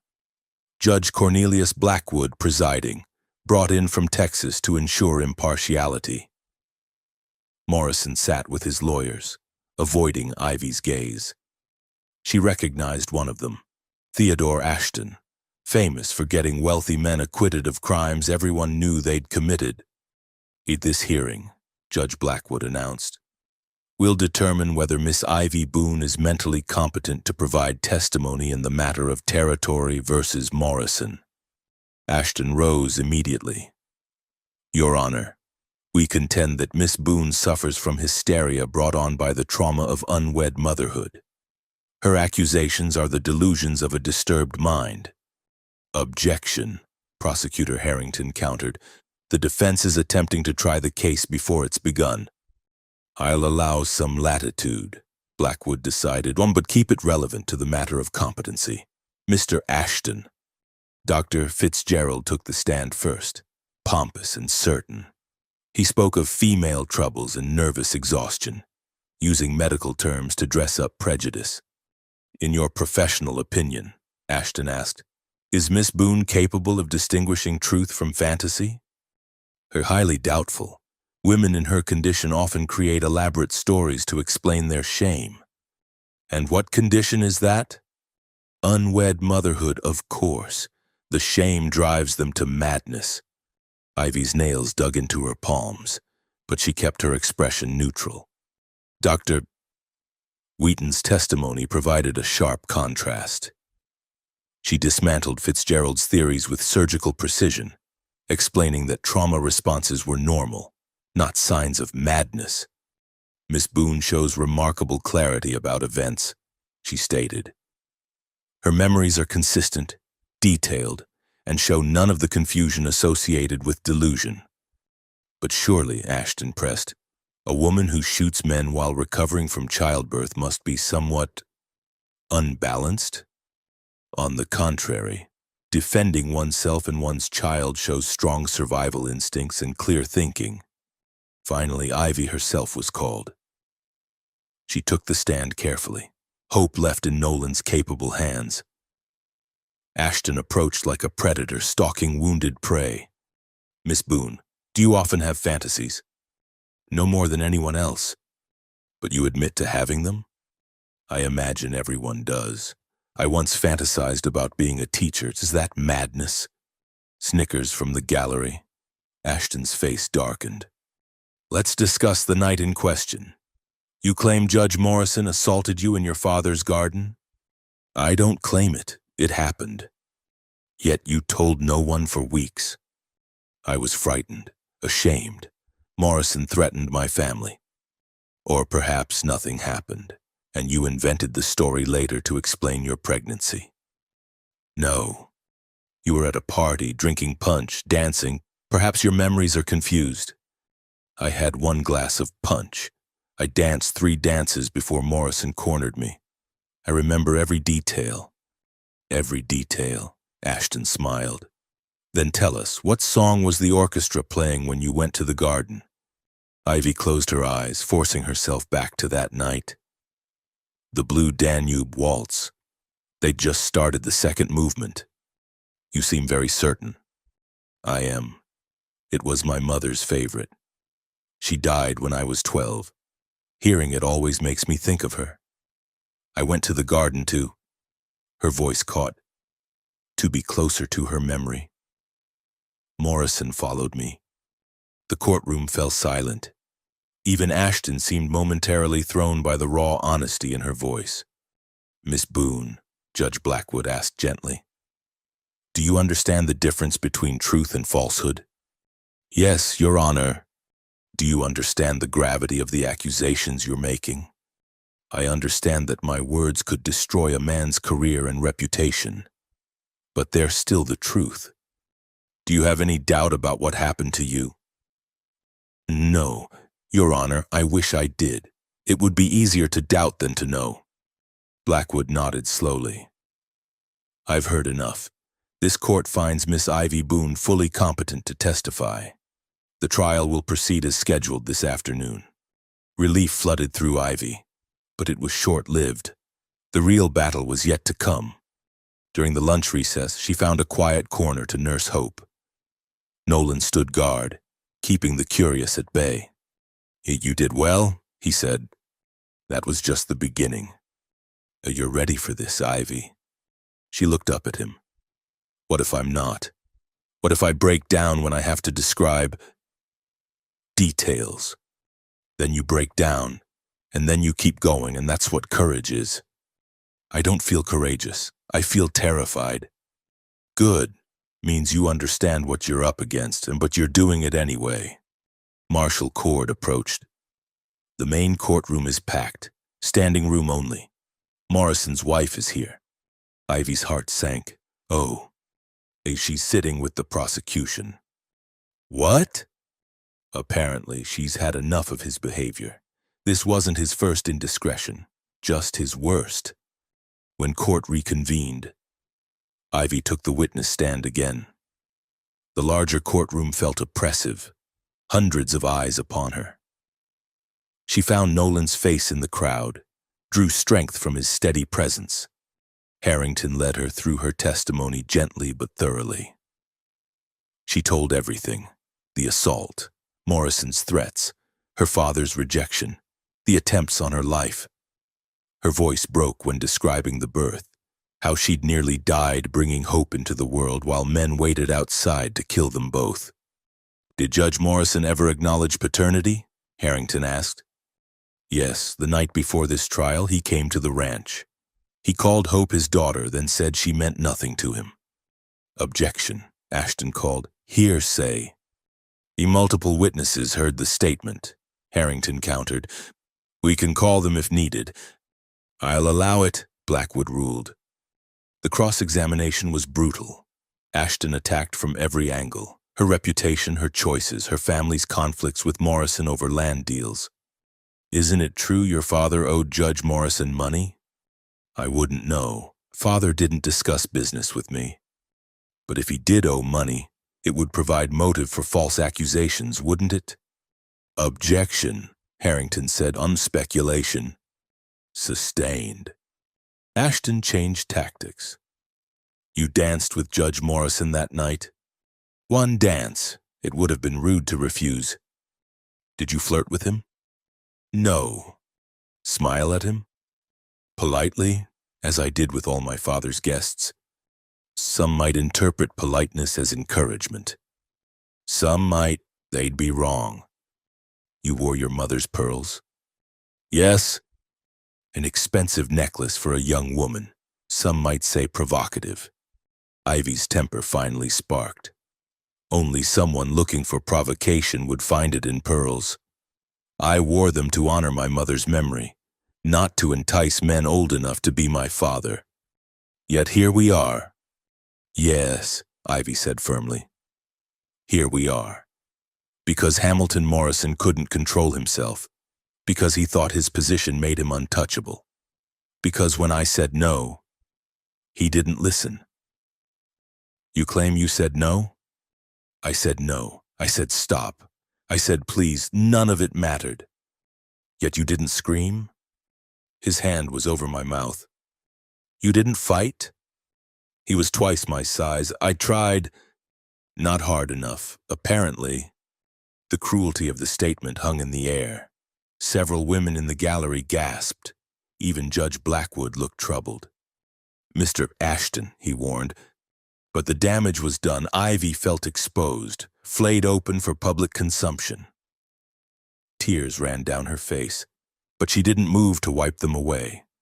Are you suggesting, she asked quietly, that unless a woman fights to the death, she consented? I'm suggesting that your story has holes. The only hole is in your conscience. The words came out stronger than she'd intended. I was 17 years old. Morrison was a federal judge. He held me down and took what he wanted, and you stand there implying I should have died rather than survive it? Miss Boone? No. You've asked your questions. Here's my answer. I survived. I carried his child. I nearly died bringing her into the world. And now I'm here, telling the truth, while you try to make me the criminal. She looked directly at Morrison. I did nothing wrong. He did, and everyone in this courtroom knows it. The silence that followed was profound. Ashton seemed to realize he'd pushed too far. Even Morrison's supporters looked uncomfortable. No further questions, Ashton said. As Ivy stepped down, shaking with reaction, she caught sight of Morrison's wife. The woman nodded once, a gesture of acknowledgement and perhaps solidarity. Other witnesses followed, Murphy describing the attacks, Marshal Baker detailing the investigation, the surviving gunmen confirming Morrison had hired them. Each testimony built upon the last, creating a damning picture. Then, unexpectedly, Jeremiah Boone took the stand. I failed my daughter, he said simply. I chose to believe a man I respected over my own blood. I let pride and politics blind me to the truth. If this court has any justice, it won't make the same mistake. By the time closing arguments began, the outcome seemed clear. But Ivy had learned not to trust in certainties. The jury had been deliberating for 3 hours. 3 hours that felt like 3 days to Ivy as she paced the small antechamber, Hope fussing in her arms. Through the window, she could see the crowd still gathered outside, waiting for justice or scandal, perhaps both. They're taking too long, she fretted. What if... Don't, Nolan interrupted gently, and don't torture yourself with what-ifs. But Morrison has friends, influence. What if they got to the jury? A martial court has had them sequestered since yesterday. No one's gotten to anyone. A commotion outside made them all turn. Through the courthouse windows, they could see riders approaching fast, too fast for casual business. Nolan's hand went to his gun. "Stay here," he ordered, moving toward the door. But Ivy recognized the lead rider. "That's Samuel Morrison, Hamilton's eldest son." The young man, perhaps 25, with his father's strong features but softer eyes, dismounted and pushed through the crowd. Marshal Cord intercepted him at the courthouse steps. "I need to speak to Miss Boone," Samuel said loud enough for his voice to carry on. "Please, it's urgent." "The trial's in deliberation," Cord replied. "No one sees the witnesses." "Then I'll say it here, where everyone can hear." Samuel turned to face the crowd. "My father is guilty. I know because I've found proof." The crowd erupted. Reporters pushed forward, shouting questions. Cord grabbed Samuel's arm, hauling him inside before a riot could start. Minutes later, they were all crowded in Judge Blackwood's chambers. Prosecutors, defense lawyers, Ivy, and Samuel Morrison, who clutched a leather portfolio like a lifeline.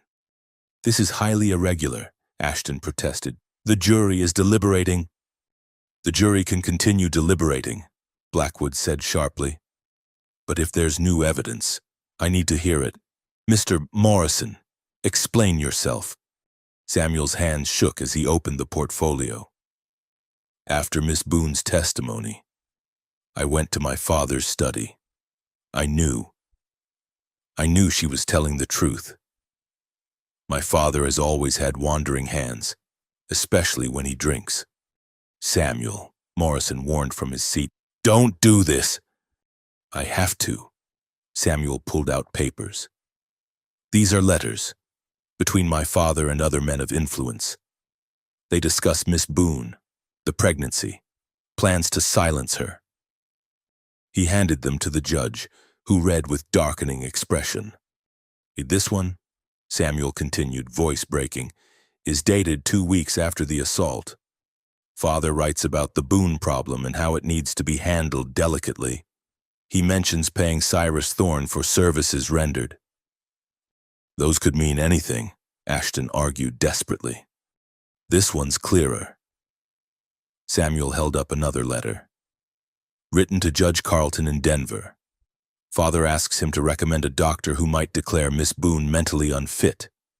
Dr. Fitzgerald's name is mentioned." Ivy felt the room spin. The conspiracy went deeper than she'd imagined.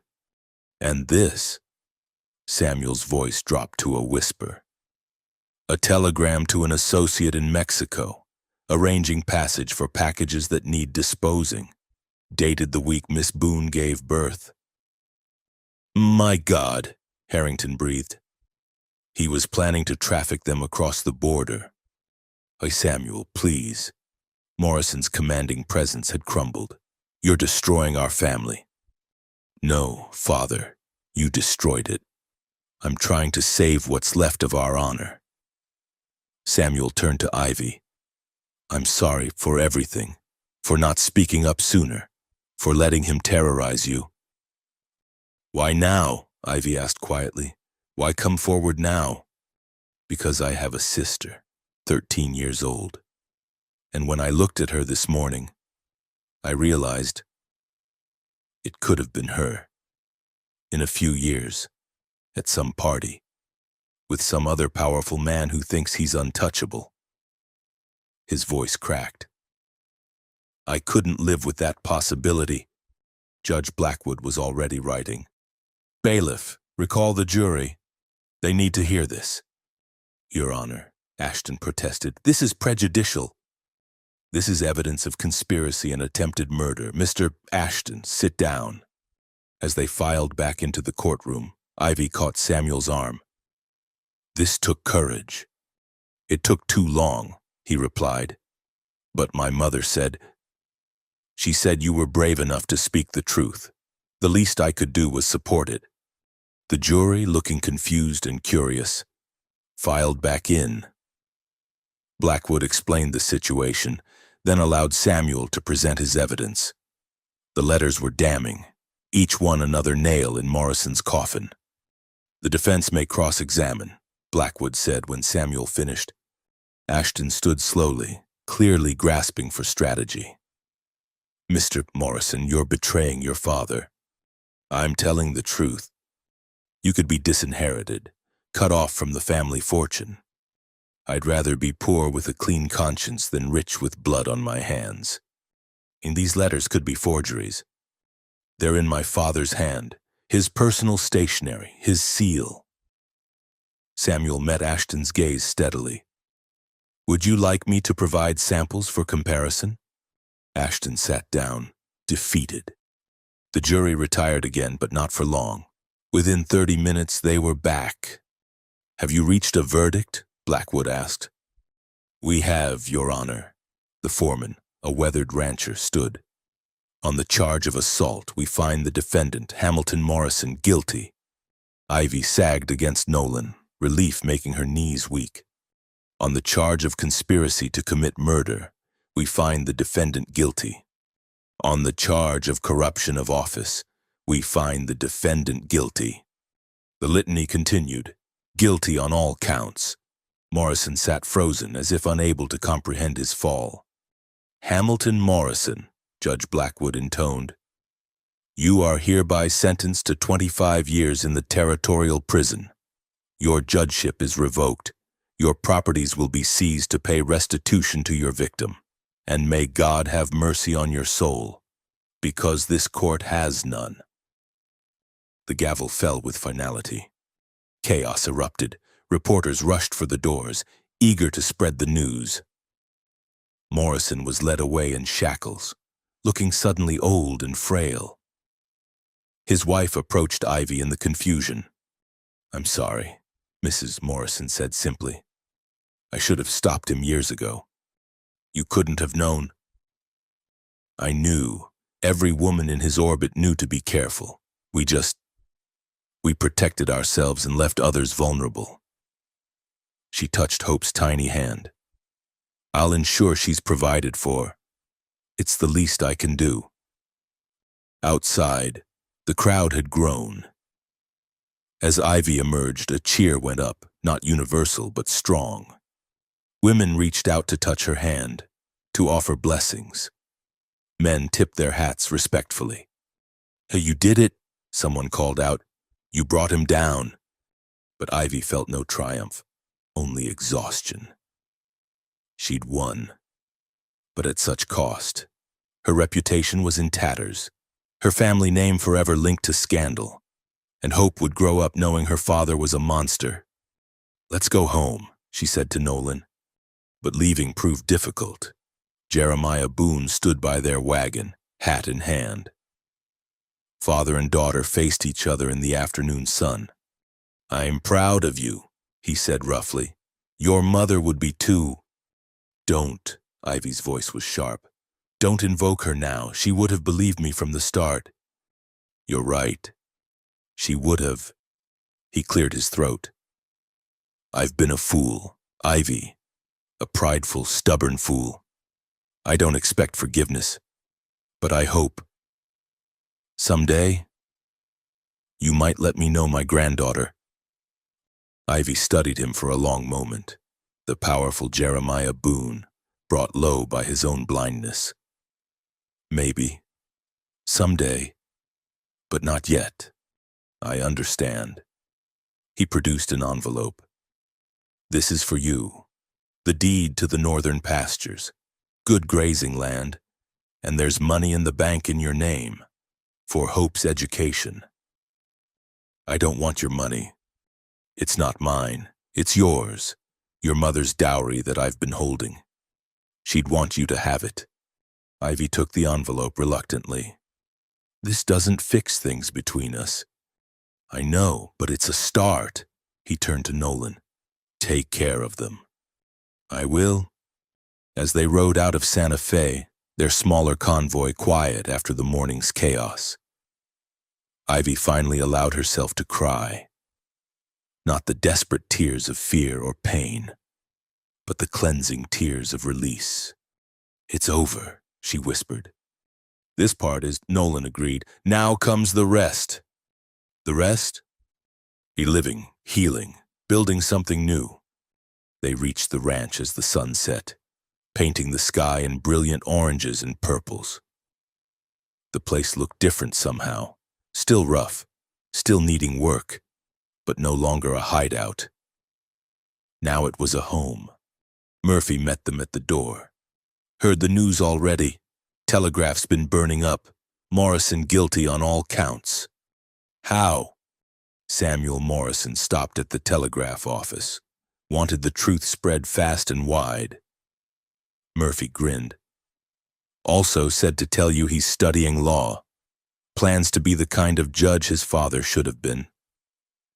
That night, after Hope was fed and sleeping, Ivy found Nolan on the porch watching the stars. I never thanked you properly, she said, settling beside him. For that first night, for every night since. You don't need to thank me. Yes, I do. She took his hand. You gave me something I'd lost. Faith that there were still good men in the world. Ivy, I know what you said. Wait until after the trial, then until I was sure. She squeezed his fingers. I'm sure, Nolan. This isn't gratitude or proximity or whatever else you're worried about. I see you. The man who bought a broken ranch and defended a broken woman and never asked for anything in return. You're not broken. Neither are you. They sat in comfortable silence, hands linked, watching the stars wheel overhead. In the house, Hope made small sounds in her sleep. Somewhere in the desert, a coyote called to its pack. What happens now? Nolan asked eventually. Now we fix up this ranch, raise Hope, maybe raise some cattle too. She paused. Together, if you'll have us. Is that a proposal, Miss Boone? It's an offer of partnership, Mr.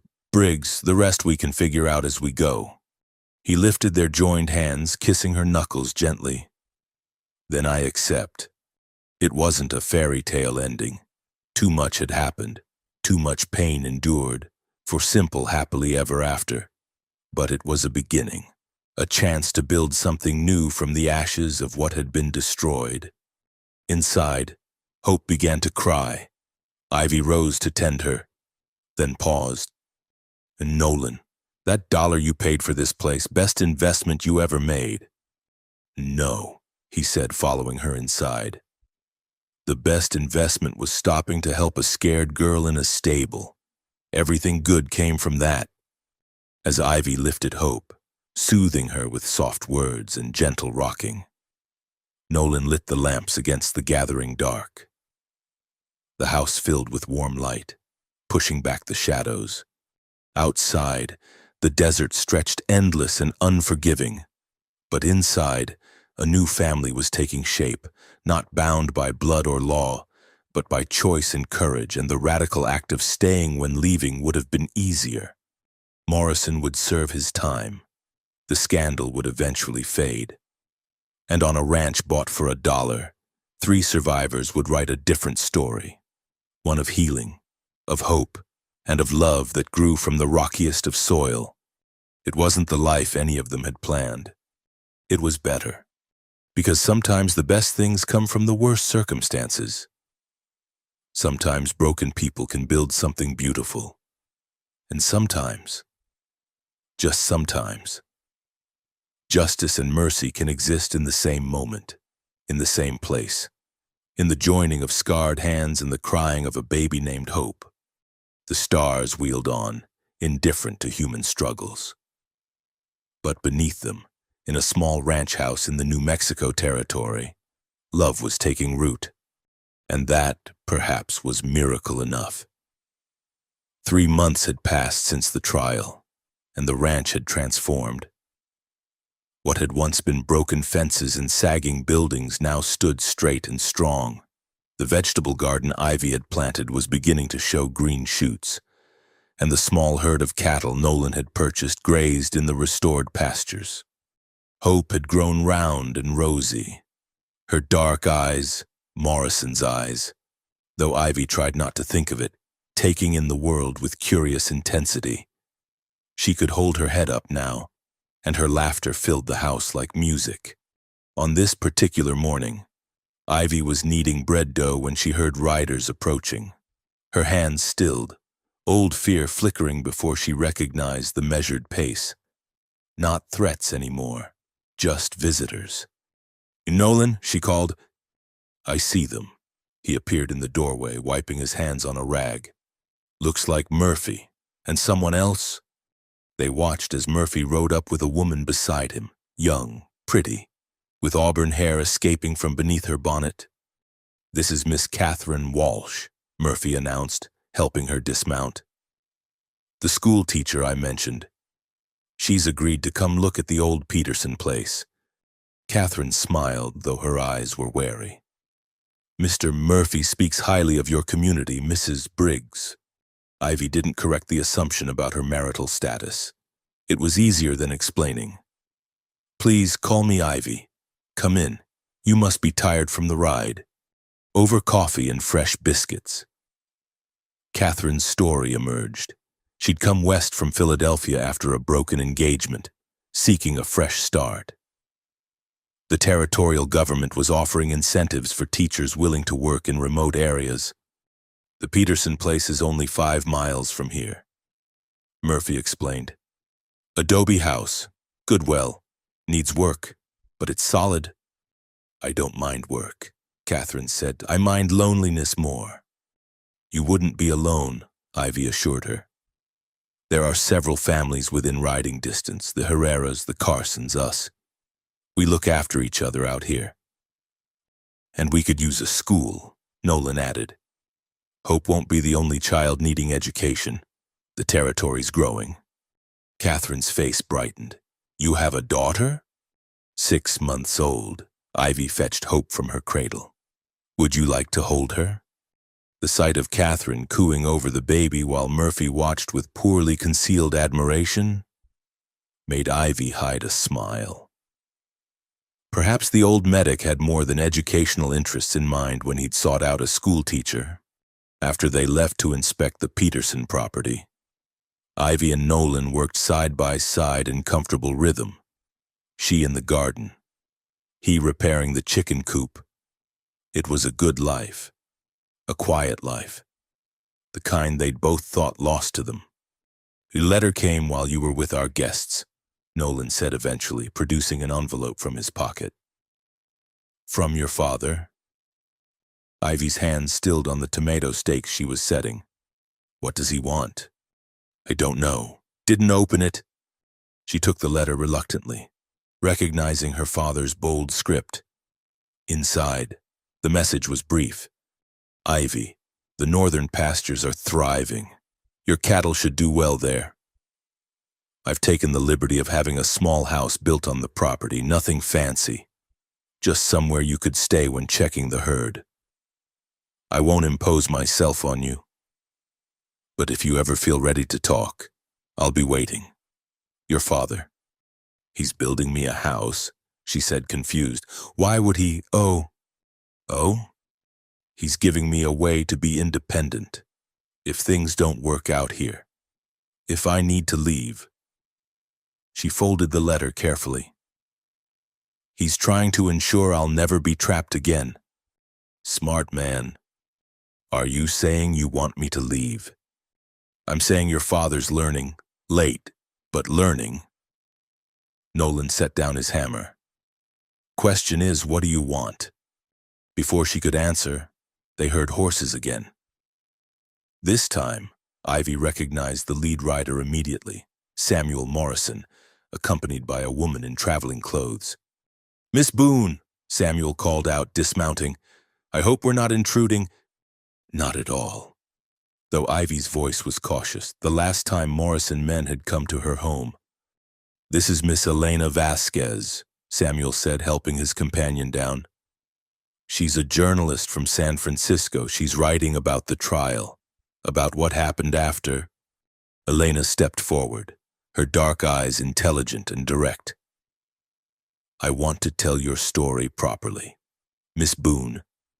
Not the sensationalized version the Eastern papers printed, but the truth, about courage and survival and justice. I've told my story. In court, I don't need to relive it for public entertainment. That's not what this is. Elena's voice was passionate. Do you know how many women have written to the newspapers since your trial? Women with similar stories who never had the courage to speak. You've started something important. Ivy sank onto the porch steps, suddenly tired. I didn't mean to start anything. I just wanted to protect my daughter. The best movements begin that way, Samuel said quietly.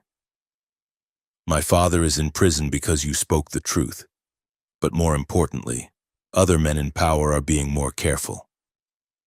They know now that position doesn't grant immunity. Your father's in prison because he was guilty. Yes, and I'm in law school because you showed me that truth matters more than family loyalty. He paused. I'm also here to give you this. He produced a legal document. My mother has established a trust for Hope. It's managed by a board of women. My mother, Mrs. Wheaton, the doctor who testified for you, and 2 others. No man can touch it, not even Hope's future husband. It's hers alone. Ivy's hands trembled as she read the sum. This is too much. It's not enough, but it ensures Hope will have choices, education, property, independence, whatever she needs to write her own story. I don't know what to say. Say you'll think about the article, Elena urged. Not for sensation, but for all the women who need to know they're not alone. After the visitors left, Ivy sat on the porch, watching the sun sink toward the horizon. Nolan joined her, Hope in his arms. Eventful day, he observed. Too eventful. She leaned against his shoulder. I just want quiet, peace. Is that so much to ask?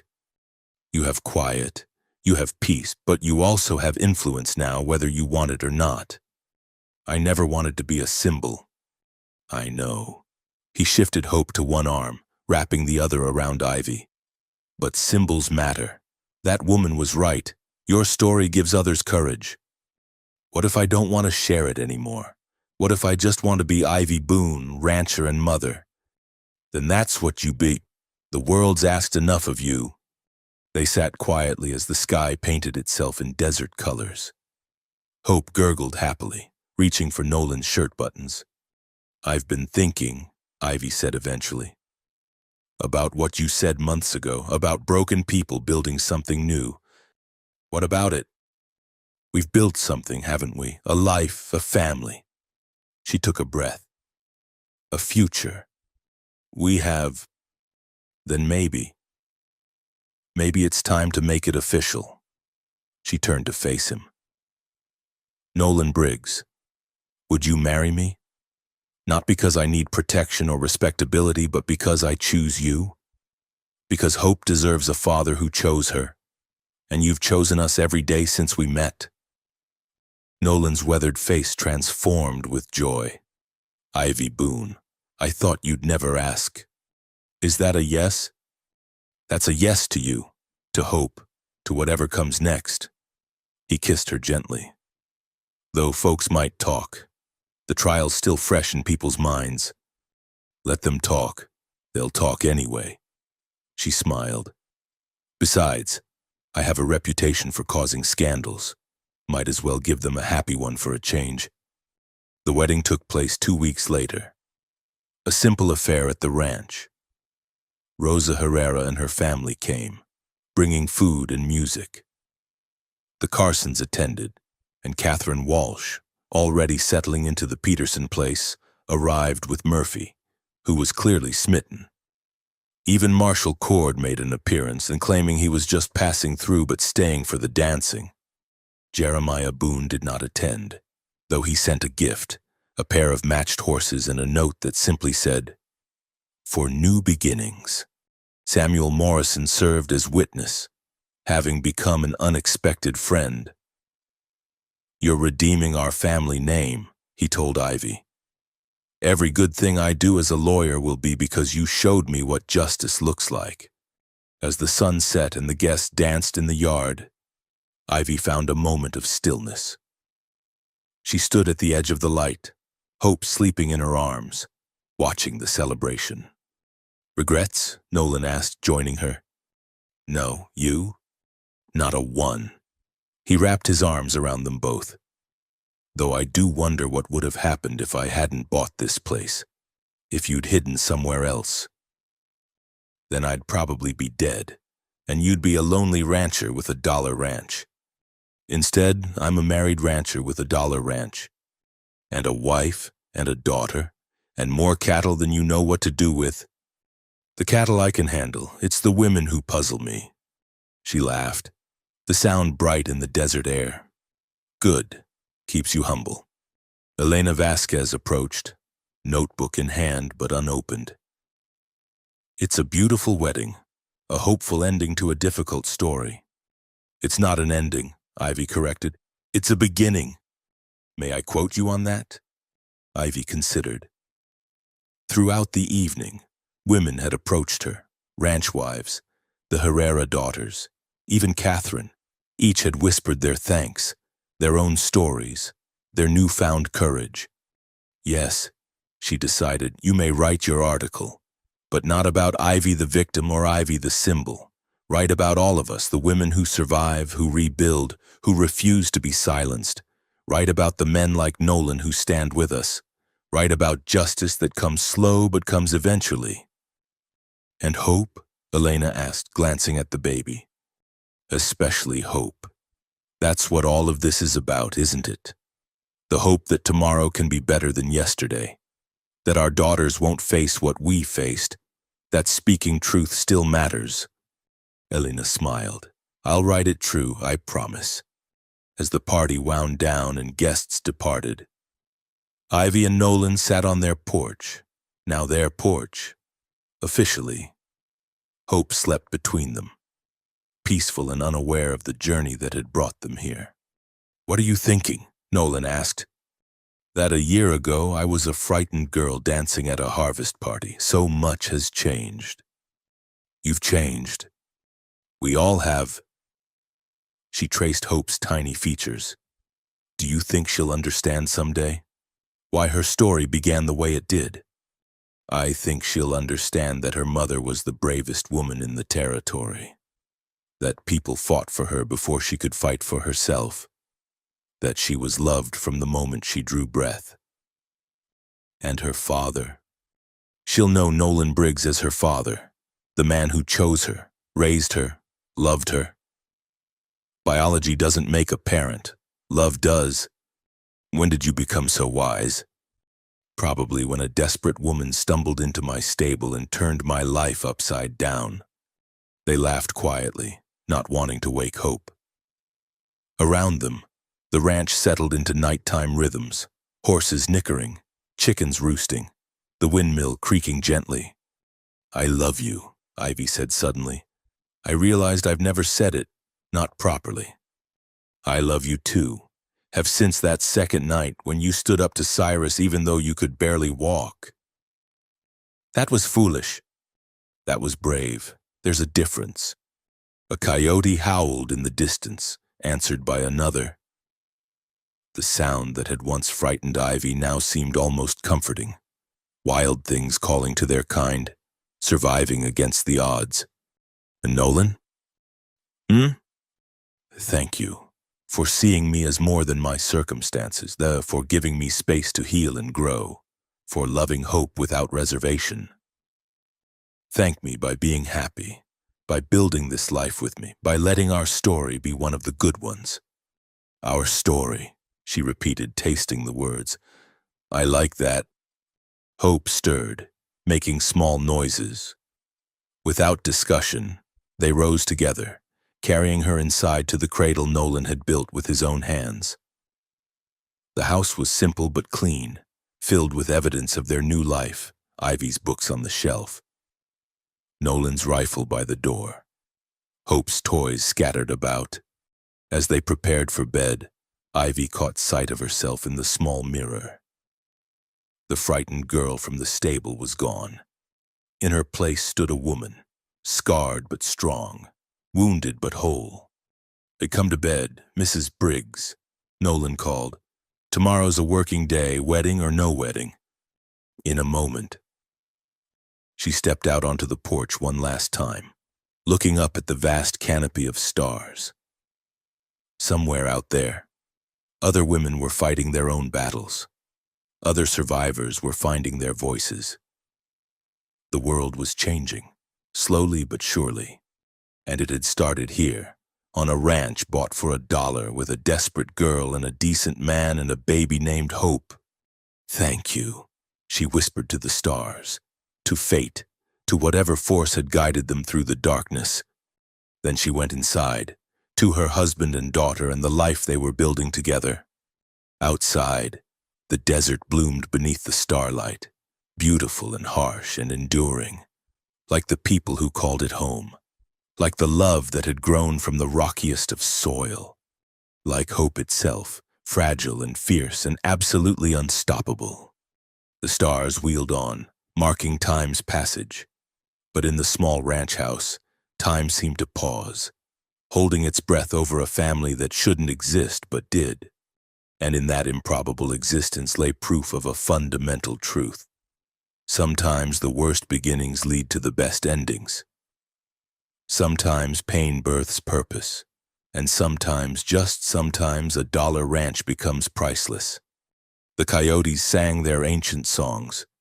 The wind whispered through the sage, and in a cradle built by loving hands, Hope slept peacefully, dreaming whatever dreams babies dream. Tomorrow would bring its own challenges, but tonight, all was well. Tonight, the broken had been made whole. Tonight, love was enough,